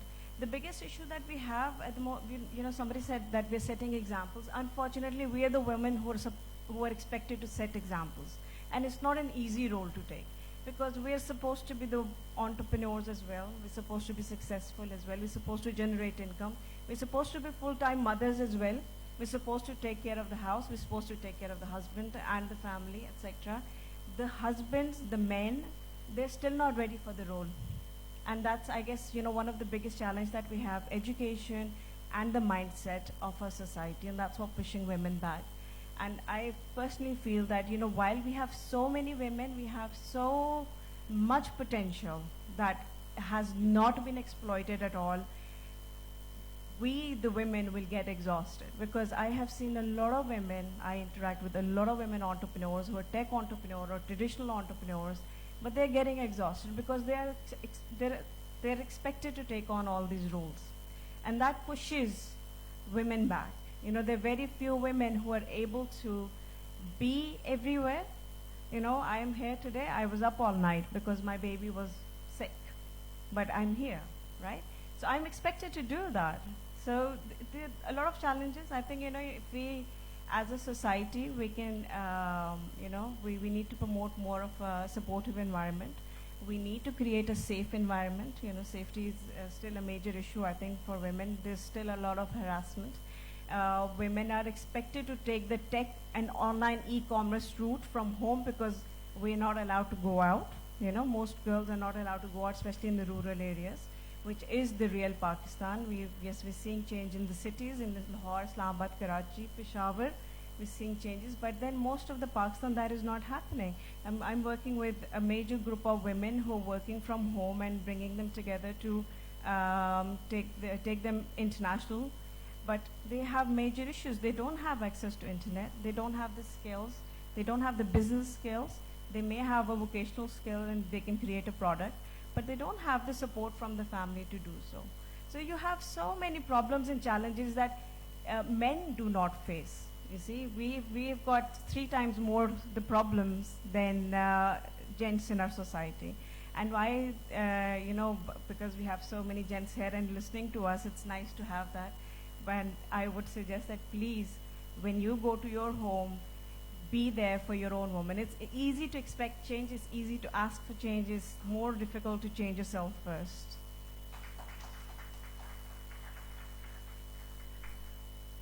So thank you very much, all of you. And so that was an ask for the men in the room. I want to ask the panelists about what their ask is to the government. So you've all raised a lot of challenges across the board, right? But if we were to talk about, let's just take one state in Pakistan, let's talk about KP, let's talk about girls and women in KP, and the idea of promoting their access to or promoting their integration into the workforce, right? Entrepreneurship is one part of it, but it's bigger than that. So you all interact with a number of different constituent groups. What do you think would work in terms of what the government could do, and what are your suggestions for government in this regard? And we have a wide audience, so everybody's listening. Why don't we mix it up a little bit now? Annie, do you want to start? If we go a few years back, then we didn't see government in both Punjab and KP. और या अगर कर भी रहे थे काम, so it was not surfacing, maybe due to lack of social media and all. But if we see it from an optimistic side, so KP is doing now, Punjab is doing now, and as I mentioned earlier, awareness is coming. There is a lot to do, but कहते हैं कि तिनका मिल के ही दरिया बनता है. So the government needs to provide more resources. They need to provide spaces, as Durshal and IC is doing. But all the government sectors, like one thing that I observe is that mostly incubators, they support tech ideas. बहुत अच्छी बात है, but we have non-tech startups as well. Like there are a few female, Kiran, who is very active in KP. She's selling clothes online. उसका एक platform है. इसी तरह और भी girls को मैं जानती हूँ. So they were doing offline businesses. They were earning, लेकिन they were not able to make space for themselves in the incubators. The only reason was that उनके जो startups they were not tech based. So the first suggestion that I would give is to support the non-tech startups as well. क्योंकि ये entrepreneurship का culture जो है that's very much new to KP specifically, and यहाँ पे अभी उनका mind businesses की तरफ बन रहा है, because previously मैं खुद को भी देखूँ when I graduated back 2013, तो तब हमारा concept था कि जो business start करना है that is the work of our uncles and fathers. Why should we take that step? And if we take that step, then we need lakhs of money to run and grow that business. So अभी वो mindset change हो रहा है. Technology ने बहुत आसानी पैदा कर दी है. There are a lot of tech startups. अभी कल ही मेरी startup से बात हुई, and they are like connecting tailors, the nearby tailors. So technology is making space, लेकिन जो non-tech startups हैं आप उनको भी करें support. Secondly, women need flexibility and very much comfort. Like थोड़ा irrelevant आपको sound होगा. Yesterday मैं एक professional से यहाँ पे networking कर रही थी. Fortunately आज मैंने उनको नहीं देखा. I talked about my initiative. He was very much interested in what I'm doing and all. Then he said, I have a space and we offer all these services. So as you are in the marketing department, so I'll be interacting with you. I said, okay, sir, and I gave him my card, as we do in the professional environment. And when I went back to room at night, so I started receiving texts that lovely seeing you and aap abhi kahan par hai and all. So I blocked him at the same time. So we need more like flexibility, more comfort, very secure environment that we work in. Because जो confidence आप और regions में देखते हैं पंजाब, सिंध, इस्लामाबाद, पिंडी और लाहौर, तो अभी वो lack करता है on KP side. So we need very enabling environments. Plus we need to support women ideas, even if they are non-tech. Thirdly, we should start appreciating even their small steps. Like if a girl in business, she's selling a small product for few hundreds or few thousands, we should start appreciating them, because that will give them boost कि वो जो हैं वो millions की तरफ जाएं या वो professionally grow करें. हम क्या करते हैं, जो बड़ी figures हैं वो उनसे तो हम attract हो जाते हैं, that she's doing business, she's earning, और उसका बहुत अच्छा name है, she knows how to do personal branding and all. लेकिन जो छोटे लेवल पे जो women जो हैं वो काम कर रही हैं अपनी capacity और अपने resources में, so we need to start like promoting their businesses. We need to bring them on surface. Like I'll be very much glad कि अगर हमारे next DYS में किसी भी conference में जो है इस तरह का panel हो जिसमें established female बैठी हुई हो, तो एक ऐसी भी female हमारे साथ stage share करें जो कि अभी बहुत initial stage में है अपने career के, and she is very passionate. So these are all the things जो सिर्फ government की responsibility नहीं है, private sector की भी है और हम सब की भी है as a community. And that is why my interest developed in community building, and I'm working with Google and PWIC. जो points मैंने आपके साथ share किए, that was the reason behind all this. Awesome, thanks Annie. So some excellent ideas there. So more resources, more spaces, support for non-tech startups, confidence building and appreciation, and security. I want to turn it, maybe we can move down the panel and then we'll come back. And if you have any additional ideas and suggestions for government on how to support this. I would like to say and that Sidra, you want to pass? Or are you can, okay. I would just suggest that I think a lot of work has been done in terms of a policy side, having harassment policies in place. Cybercrime bill has been in place now, but what we need to see is the implementation. I think that's where we really lack. Creating safe places for women, creating environment across the country. It's not just an issue in KP, it's an issue across Pakistan, I would like to tell you that. So we've got to create, the government needs to encourage safe spaces for women, because unless we can do that, the families do not allow the girls or their wives or their mothers to get out of the house and start up a business. We are expected to use tech because we can't get out. That should not be the mindset. We should use tech because there's a huge potential there, right? So that mindset needs to change, and we need to be able to create those safe spaces. And I think, with NICs across Pakistan, the government has done brilliant work, and we need more and more spaces like that, which may be women only as well. So you can encourage families where they don't allow integration at all between men and women. We need to take that step. And I think, we've, because of the poverty issue in Pakistan at the moment, it is a great time and opportunity to do this, because what we find on ground is that families, from places like Muzaffargarh, from Thar, from Gilgit, places where women would never be expected to step out of the house or do something or be economically active, we're seeing that change just because there is so much poverty that women have to contribute one way or another economically.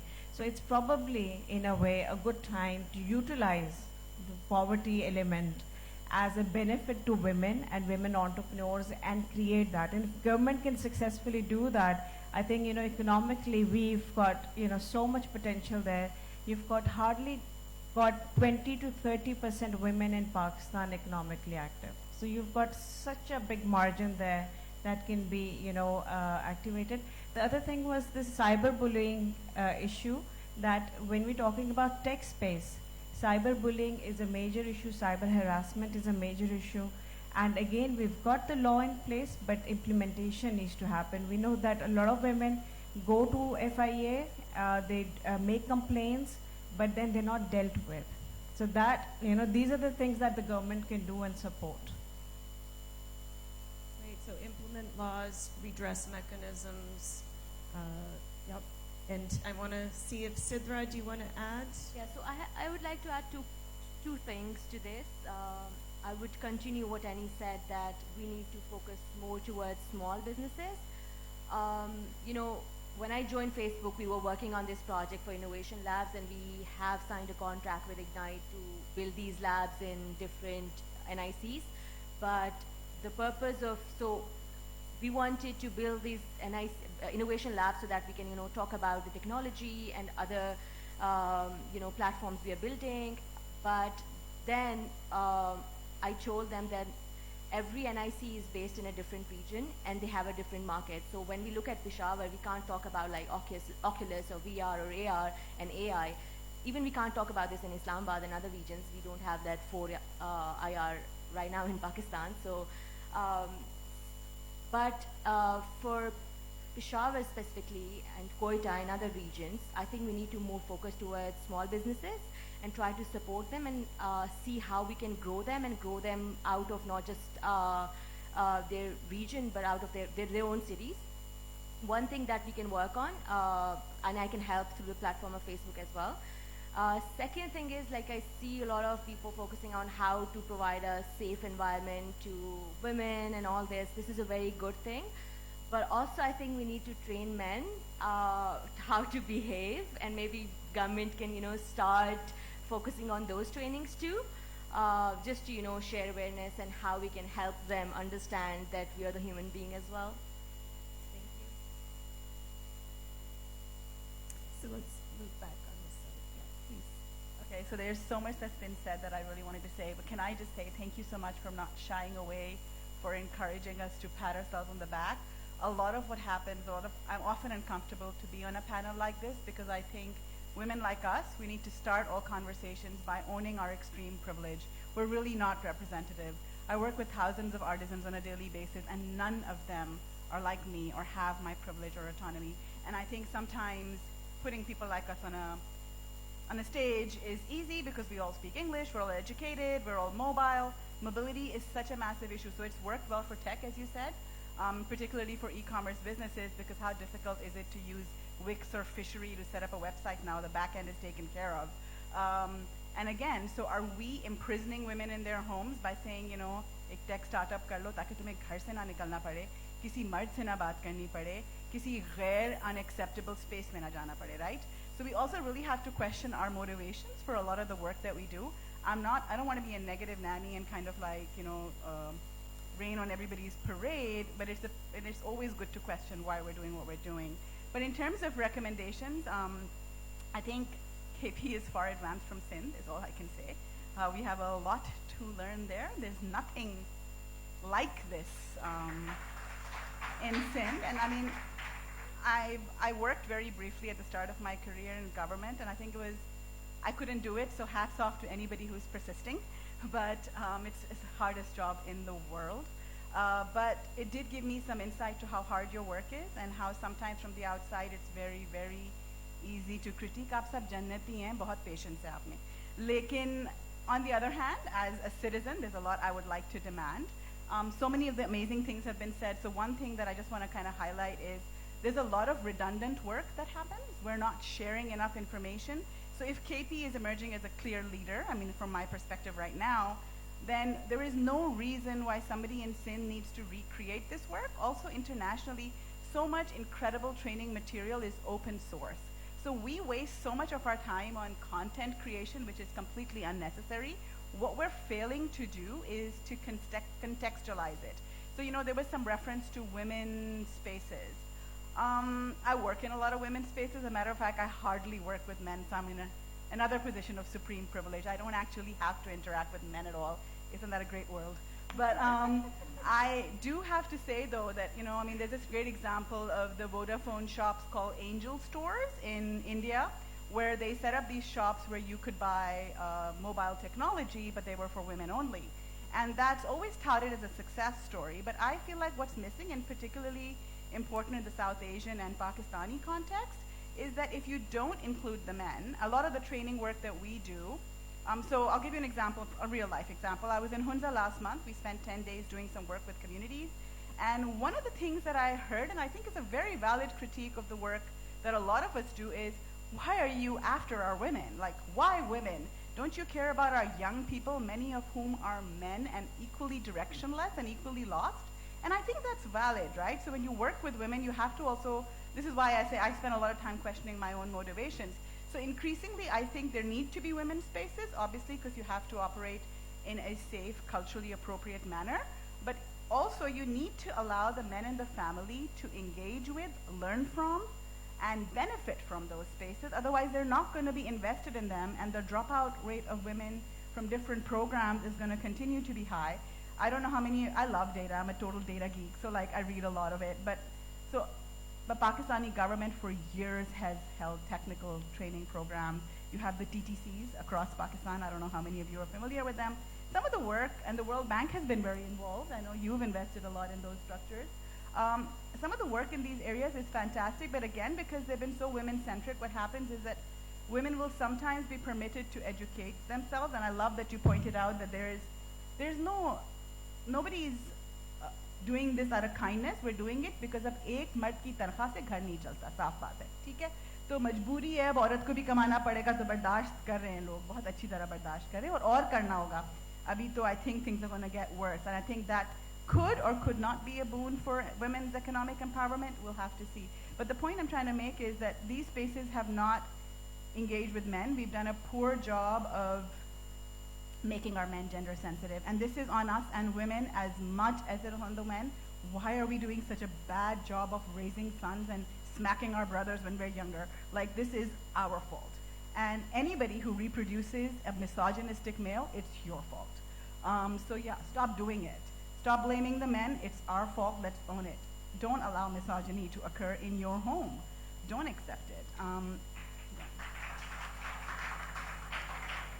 And kind of like the final call for the KP government is teach us something in Sindh, please. So thank you. Some excellent suggestions about learning between states and leveraging open source materials, engaging men as well. So from a startup's perspective. Okay, so I would like to quote this experience of mine. I'm basically from Hunza, so I went to Hunza when I wanted to start my startup, right? So there was this notice going around from the DC, which basically said the tourism influx in the region was increasing, and they basically wanted the women to stay inside the houses because, you know, there were a lot of harassment cases. And I read this notice on a store or somewhere, and I was so confused because, you know, the problem was not women being on the road. That's our culture. We treat our women equal to men, right? So you would see women around walking on the road, and no one's doing anything about that. But there were a lot of harassment cases happening because of the tourists. And the DC basically wanted the women to stay inside their houses, which doesn't make sense, right? So I would say there is we need to work on the implementation part of it, but also policy making. When we are making the policy, we need to actually realize what the real problem is, right? The problem is not our women being on the roads, working in the, like when I was starting my startup, I was talking to this lawyer, and it was going great and everything, and I started receiving text messages too. So because of the experiences that I have, because of the privilege that I have, I could tell him to shut up. I could tell him I could call him out on that, but not a lot of women have the privilege to do that. So I would say the implementation, the policy making, the implementation, and also creating safe spaces for women who are working out there is very important, and it's something that the government can do. Other than this, I would say the government really not from a woman entrepreneur perspective, but generally the government needs to see the potential in startups. For example, you would see a lot of projects happening in KPK, in Gilgit-Baltistan, where they are talking about women on top entrepreneurship, startup culture, and whatnot. And they are working with startups which are like small startups and everything, which is great, which is amazing. But you need to look at sustainable models. for example, what I'm doing right now is I'm creating an ecosystem, right? So it's benefiting the community and as well as the customer. So I looked at a need and I'm providing a solution for that. So this is a sustainable model that is going to benefit the community in the longer run. So the government needs to see potential in these kind of, these kind of startups. So I've sat in a lot of meetings with the government officials, and I was literally asked questions like, okay, we are ready to fund your project, but tell us, when are you getting married? Like, when are you planning on getting married? That's not a question that you ask a guy, right? I mean, that's my personal choice. So women are really looked down on. Their personal choices matter a lot, at times when they shouldn't. I mean, so I think the government needs to see the potential in the ideas and as well as in the individuals, so that this startup culture can flourish in our country too, in this region too. Awesome, thank you. Thank you.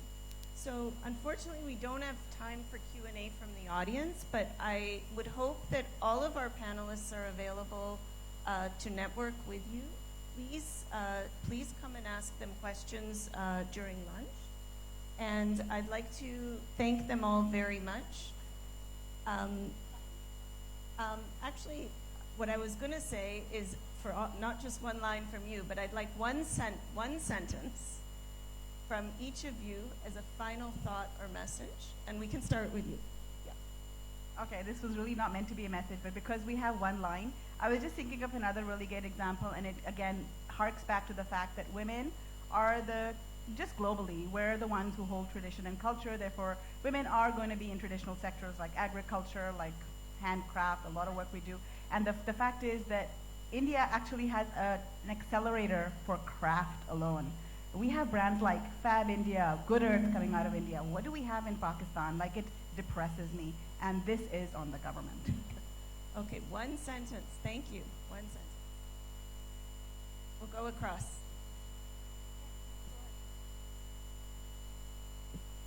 So you all are remarkable, all the men and women sitting in the audience today. Whatever help you need, you are most welcome to connect with me on my LinkedIn. We have opportunities for you, specifically in KP. So if you want to discuss anything, you can come to me or any one of us. So you all are remarkable. Do whatever you are doing, and all the best. One sentence. All my life, I mean, I'm here because I've been saying yes to the opportunities. I know a lot of women don't. They, underestimate themselves. So I think they should say yes to the opportunities and then learn how to do it.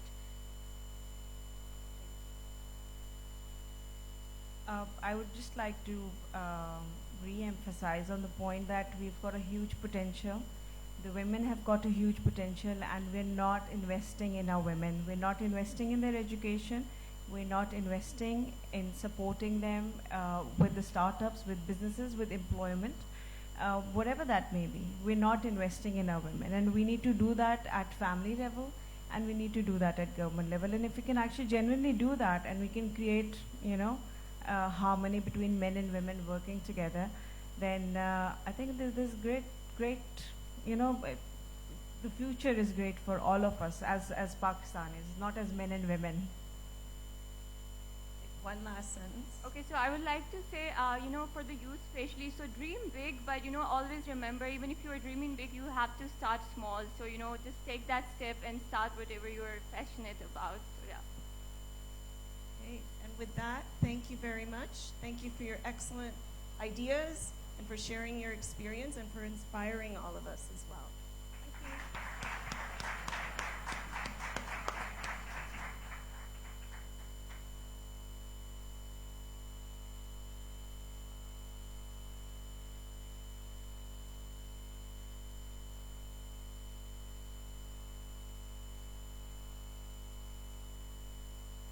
Well, thank you, Komal. Thank you, all the lovely Amazons that were up here. Okay, at a tech conference, you probably can't use these words, but Amazon here only refers to these power women we had up here on the stage. So, ladies and gentlemen, just a couple of observations and some very key announcements. So as an MOC who's kind of watching you all and watching this little dynamic play itself out, the panelists are speaking or the speakers are here and they're engaging with you. I see a lot of you hunched down on your smart screens. I understand it's a tech conference and a lot of you are updating your tweets and whatever you think is a key point, maybe taking pictures, making short videos. But the whole, the reason why you're here is to be a part of this experience. Look around you, there are people who are standing, whereas you're comfortably sitting in a chair. So I would like you to be more engaged, more involved in this present moment. I'm sure you have ideas, you're thinking of a smart question to corner a particular panelist with, but all of them can wait. And most importantly, some few things about the statements that were made up here. I think I wholeheartedly agree with a lot of things that these women had to say. But often we use the women card and we're all guilty of that. As girls, as women, we can tell you that there are times when we buy into that story that we are wronged, as if we are children of a lesser God. But if I be very honest, as an entrepreneur, as someone who's worked in a multi-stakeholder environment, and also as a journalist, and just as a human being, I feel men today need more support than women. And this I say because suddenly we found ourselves at a crossroads in society where everything that a man has known is kind of, going away and crumbling as a reality. Imagine a 45-year-old man in today's world where he's seen his father as the entitled king. No questions asked. This authority figure gets respect, gets obedience from every member of the family. And no matter how much he earned, he never had to question that, okay, because my earning is not good enough, so the women in my family need to step out. I personally have a lot of issue with that one statement, कि एक मर्द की तनख्वाह से घर नहीं चलता. I think more importantly, women need to step out because they have ambition and dreams, irrespective of the money that it brings in. So this man is now, everything which once upon a time was something that he could say and people would understand and he was entitled to that authority. अब्बू घर पे आ रहे हैं, हम सब डर के चुप करके बैठ जाते थे. No, everything is a discussion. Democracy आ गई है, नया पाकिस्तान है. So everything he says is questioned by the wife, is debated by the children. The teenage girls and boys are asking, but Dad, I don't think that's the right way of doing that. So imagine his position. He lives in a world where he doesn't know how to lead. And that's depressing. And if you take away that father figure, you do a disservice to not just the girls in that household, but also the boys in that household. Because where is the role modeling? Who is everybody looking up to? So let's not try to androgynize the women leadership model. Women don't need to be butch and smart and hard and stern to lead. We have our own feminine way of leading, and men and women need to work together. On that note, ladies and gentlemen, I know that I'm standing between you and lunch and one more speaker who I dearly have all my sympathies with. But first of all, let's get a few other things out of the way. I need to make a few announcements that after lunch, there'll be 3 more parallel sessions happening in Workshop 1, Workshop 2, and Workshop 3, which is the Facebook room. These are titled as at Khyber 1, which is the boardroom, the Workshop 1. We have a program titled as Innovation and Entrepreneurship in Tourism and Heritage. So anyone who has a liking to that, this is led by Shafaf Gigiani, and I would strongly recommend you check it out. And if you're interested in artificial intelligence in medicine particularly, this is happening in Khyber Hall A. This will be led by Dr. Salman. He's the assistant professor at the UET Peshawar. Last but definitely not the least, Facebook is going to continue with their sessions. Team Facebook will be bringing you engaging audience on Facebook and Instagram. I think I might as well head that way. So this is happening after lunch in these 3 halls. And now, ladies and gentlemen, may I request the Managing Director of the KPITB, Mr. Shehbaz Khan, to please join me up on stage. We have 2 small souvenirs, a token of our appreciation and gratitude for our speakers, the keynote speakers for this morning. Ladies and gentlemen, first up, may I request Mr. Dr. Umar Saif to please come in and collect this on behalf of the DYS19. We have a small souvenir. May I request our intern to bring that in? There you are.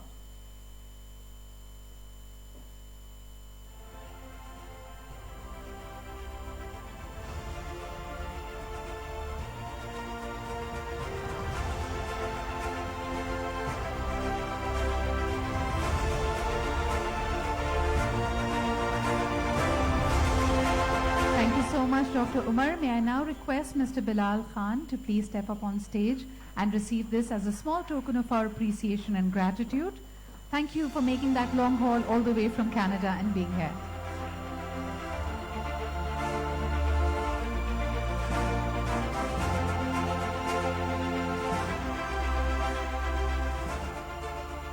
Thank you, Mr. Bilal Khan. Thank you, Mr. Shehbaz Khan, for being here. Ladies and gentlemen, moving on, last speech. Unfortunately, in the interest of time, the speaking time is a little cut down, but I'm sure that he has a lot of insight and wonderful things to offer in this packed schedule. After this, what we follow is going to be lunch, but I'll give you those details later. This one is about made in KP. And I think you've got to be a little mad in KP to made in KP. What it's all about and how can they actually help you. They're incubators, there to handhold and make sure they get you through the tough, sticky bits. Sometimes we have a great idea, but there are sticky, rough edges that we need to work on. And NIC just that. So ladies and gentlemen, please welcome the director of NIC Peshawar, Mr. Murtaza Zaidi, to speak on the subject of Made in KP.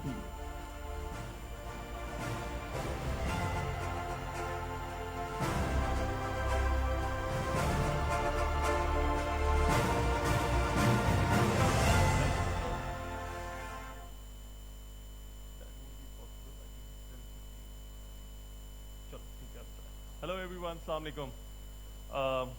Interesting discussions में last panel में भी कुछ चीज़ें सुन रहा था और फिर Sidra continued about why women should actually work and definitely should not be about money, that's for sure. She was being slightly sympathetic as well and now she has also cut off my time. But I want to tell you one thing. My wife recently started her business, right? It's an e-commerce store. She has a page on Facebook and Insta and launching her e-commerce platform as well. And somehow, maybe it is a message, लेकिन guess करेंगे उसने अपने venture का नाम क्या रखा है? So her venture's name is Boss Lady, right? So I think that's a message at home for me and I'm really glad she did that. So coming to KP, made in KP story. कोई मुझे यहाँ पर बता सकता है कि पेशावर के साथ मसला क्या है? Any one problem? Do we have any ministers in the front row? No. Second मसला बताएं.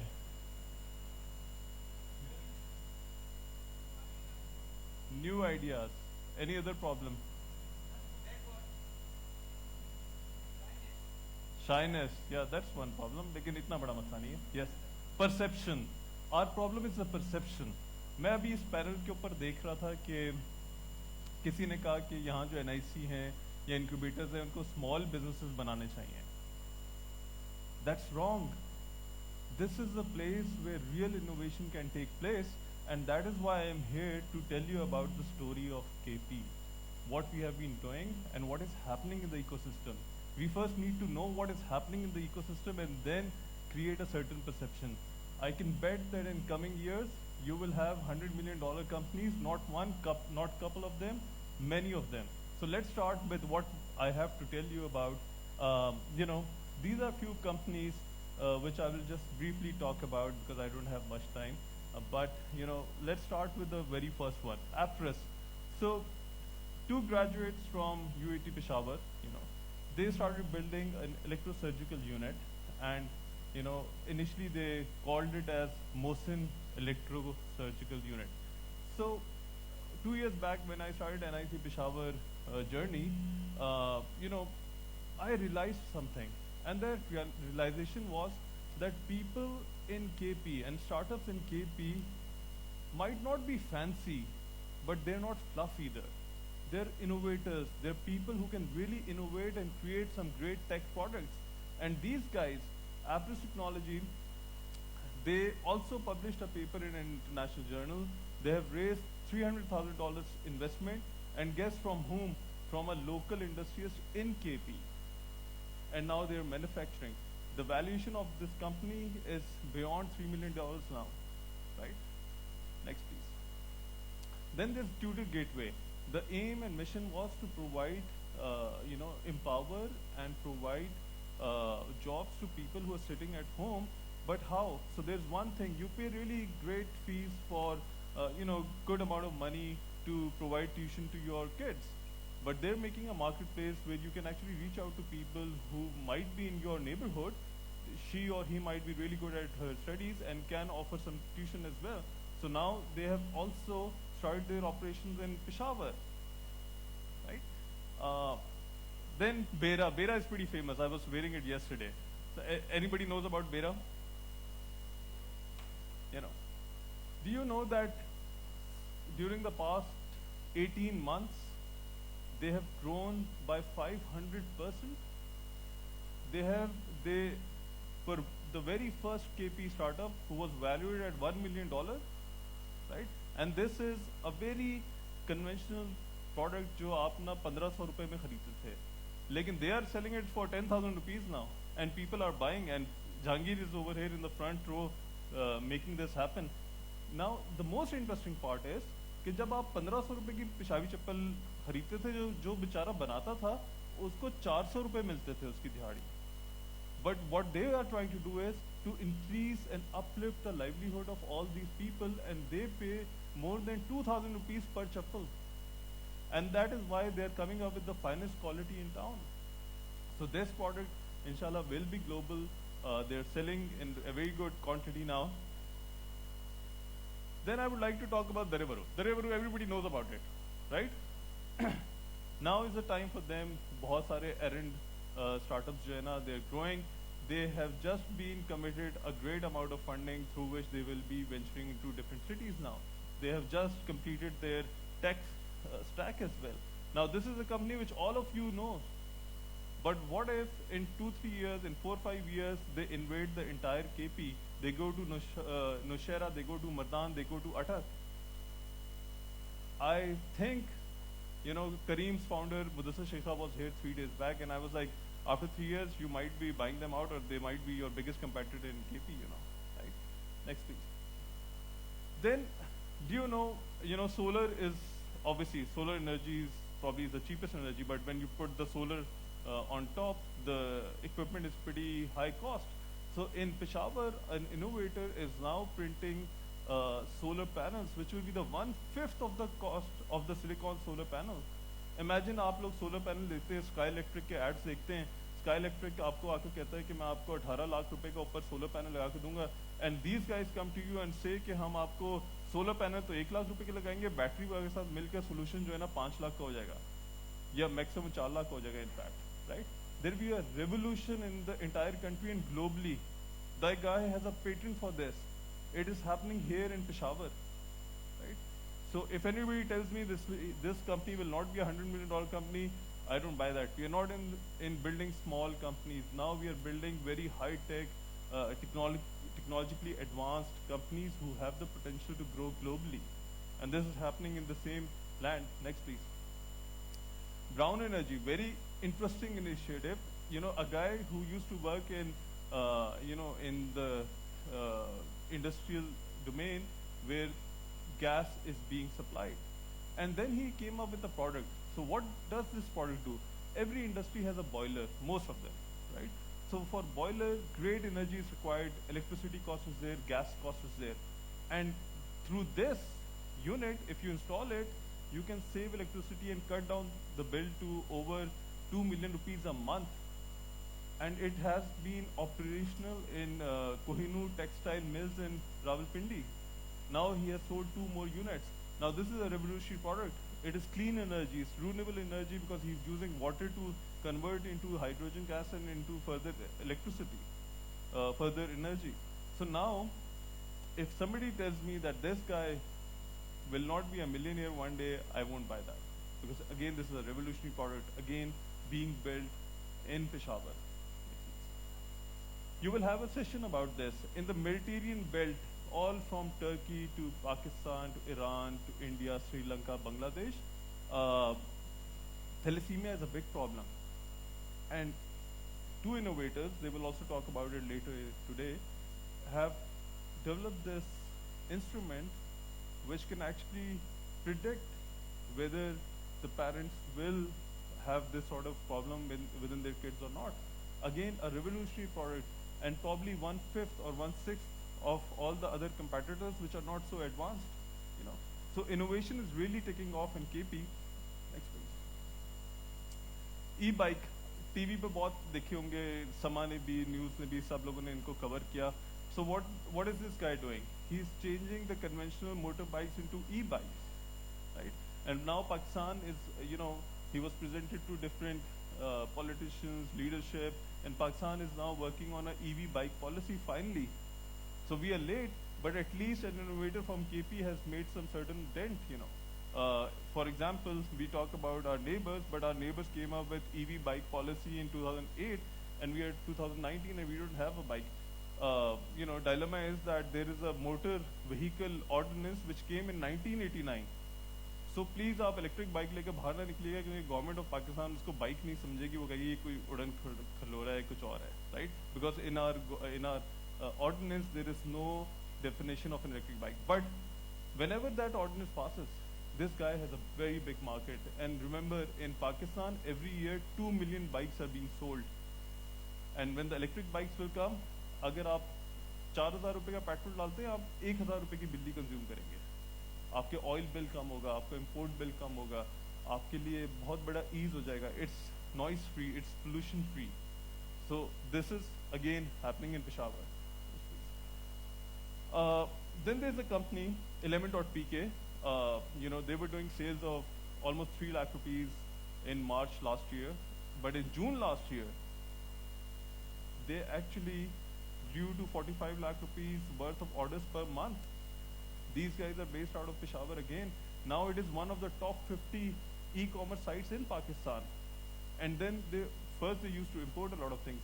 Now they're working with different vendors in Sialkot and Gujarat and making and manufacturing a lot of things over here, right? Again, this growth happened in this very city. Next please. Dukandar. Does anybody know another e-commerce platform has been acquired by a global company, Kareeb.com? Yeah, only one person knows. Two people, 3, at least 4, 5. So okay, fine. We have 5 people in a room of 200 जिनको ये बात पता है कि this is happening in Peshawar. So a global company came and acquired this company. चलो valuation कम थी, not bad, $375,000 की, 5 करोड़ रुपए की वैल्यूएशन पर अगर आपकी कोई कंपनी एक्वायर कर ले, तो as a youngster Peshawar ecosystem के लिए that is a big news happening over here. Then he recently built a 4,000 square feet office, I believe, जहां पर पहले बेस कैंप होता था.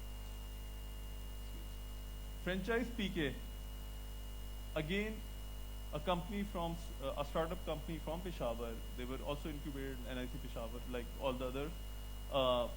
They have created indirect jobs of 1,900 people plus. They have, it's a portal where you can go and search for franchises, which franchises are listed that whether you can open up any brand in any particular city. So it's a portal where they're connecting all the possible franchises with investment. And 1,900 jobs created due to that. Very interestingly, we were talking about earlier that in Peshawar we need to work on 4th industrial wave generation technologies, artificial intelligence, AR, VR, nanotechnology, and this all is happening. Solar panels, nanotech-driven panels are happening in Peshawar. Now there's an AR and VR-based company. Is that for me? Can I be like Imran Khan and go on for 50 minutes? I'll just cut down in 2 minutes, right? So, okay. So this company, Nano IT, they do have a very great atmosphere in Peshawar, जहाँ पर उन्होंने अपने AR और VR, immersive experiences के products बनाए, जिसमें वो softwares भी बनाते हैं. I wish ये videos चल भी होती हैं तो फिर आपको वो नजर आता. वो फिर लोकल इकोसिस्टम में, जैसे मालम जब्बा की राइड है, उसको VR के अंदर कन्वर्ट कर रहे हैं, and this becomes a global product, क्योंकि VR is a booming industry. $50 billion worth of industry होगी artificial reality and virtual reality की, right? So I would like to come to the last slide. Can we go to the last slide? Next slide. Yeah, so does anybody know about this particular slide? This particular picture? 1, 2, okay, fine. So there's a competition, a national competition known as Pakistan Startup Cup. It has been happening for the past 8-9 years. And for the past 8-9 years, not a single company from Peshawar ever took a first, second, or third position, ever. Right? That reflected very bad on Peshawar startup ecosystem. But not in 2019.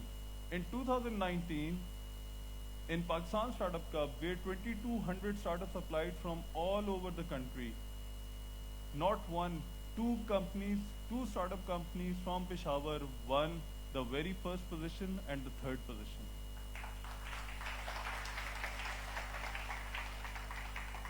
So I'm not going to hear that we are here to build small companies.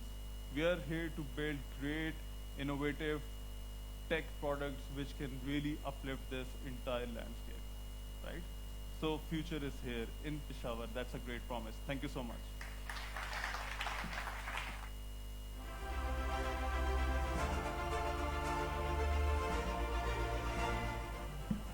Thank you so much, Murtaza. May I request you to please join me up on stage again? We have a small souvenir for you.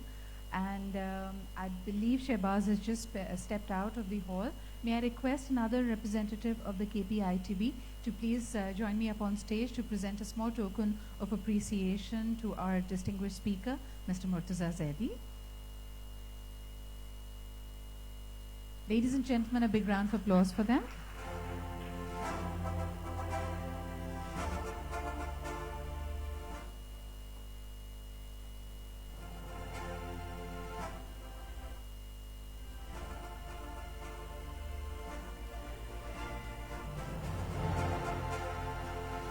Thank you very much. Thank you, Murtaza. Thank you, sir, for doing the honors. And now, ladies and gentlemen, moving on, of course, we're heading towards the lunch break. Once again, for your perusal, there are three halls. One is, of course, the boardroom, which is known as workshop room number 1. And then we have the Khyber Hall A and B. Khyber Hall B is called the Facebook room. And in workshop 2, of course, we have other simultaneous sessions happening. So right after the lunch break, there'll be 3 sessions happening. Let me repeat them for your perusal. In workshop number 1, which is the boardroom, we'll have innovation and entrepreneurship in tourism and heritage. In workshop room number 2, which is the Khyber Hall A, we have artificial intelligence in medicine. And lastly, in the Facebook room, the team Facebook is going to be engaging a session that is titled as Engaging Audiences on Facebook and Instagram. And with this, ladies and gentlemen, let's break for lunch. But for that too, I have some key information. First and foremost, there is a new game. They're launching a new video game by the name of Aaj Kal Ka Zamana. This is by the World Bank. And it's a story about friendship, responsibilities, and paths that we can take in our lives. You can download this game and meet the Aaj and Kal. They are the two friends, and it's a very interesting tale. I'll tell you more about it after lunch. But for the lunch, you must know that the speaker's lunch is being arranged at the Marco Polo. So if you're a speaker, please ask to be directed to Marco Polo. If you're a team member at the KPITB, your lunch is arranged at the Taipan. And for all our other distinguished participants, the lunch is arranged by the pool. We have 45 minutes as a lunch break. I request you all to reconvene here so that we can resume. Thank you very much. Hope to see you back here very soon.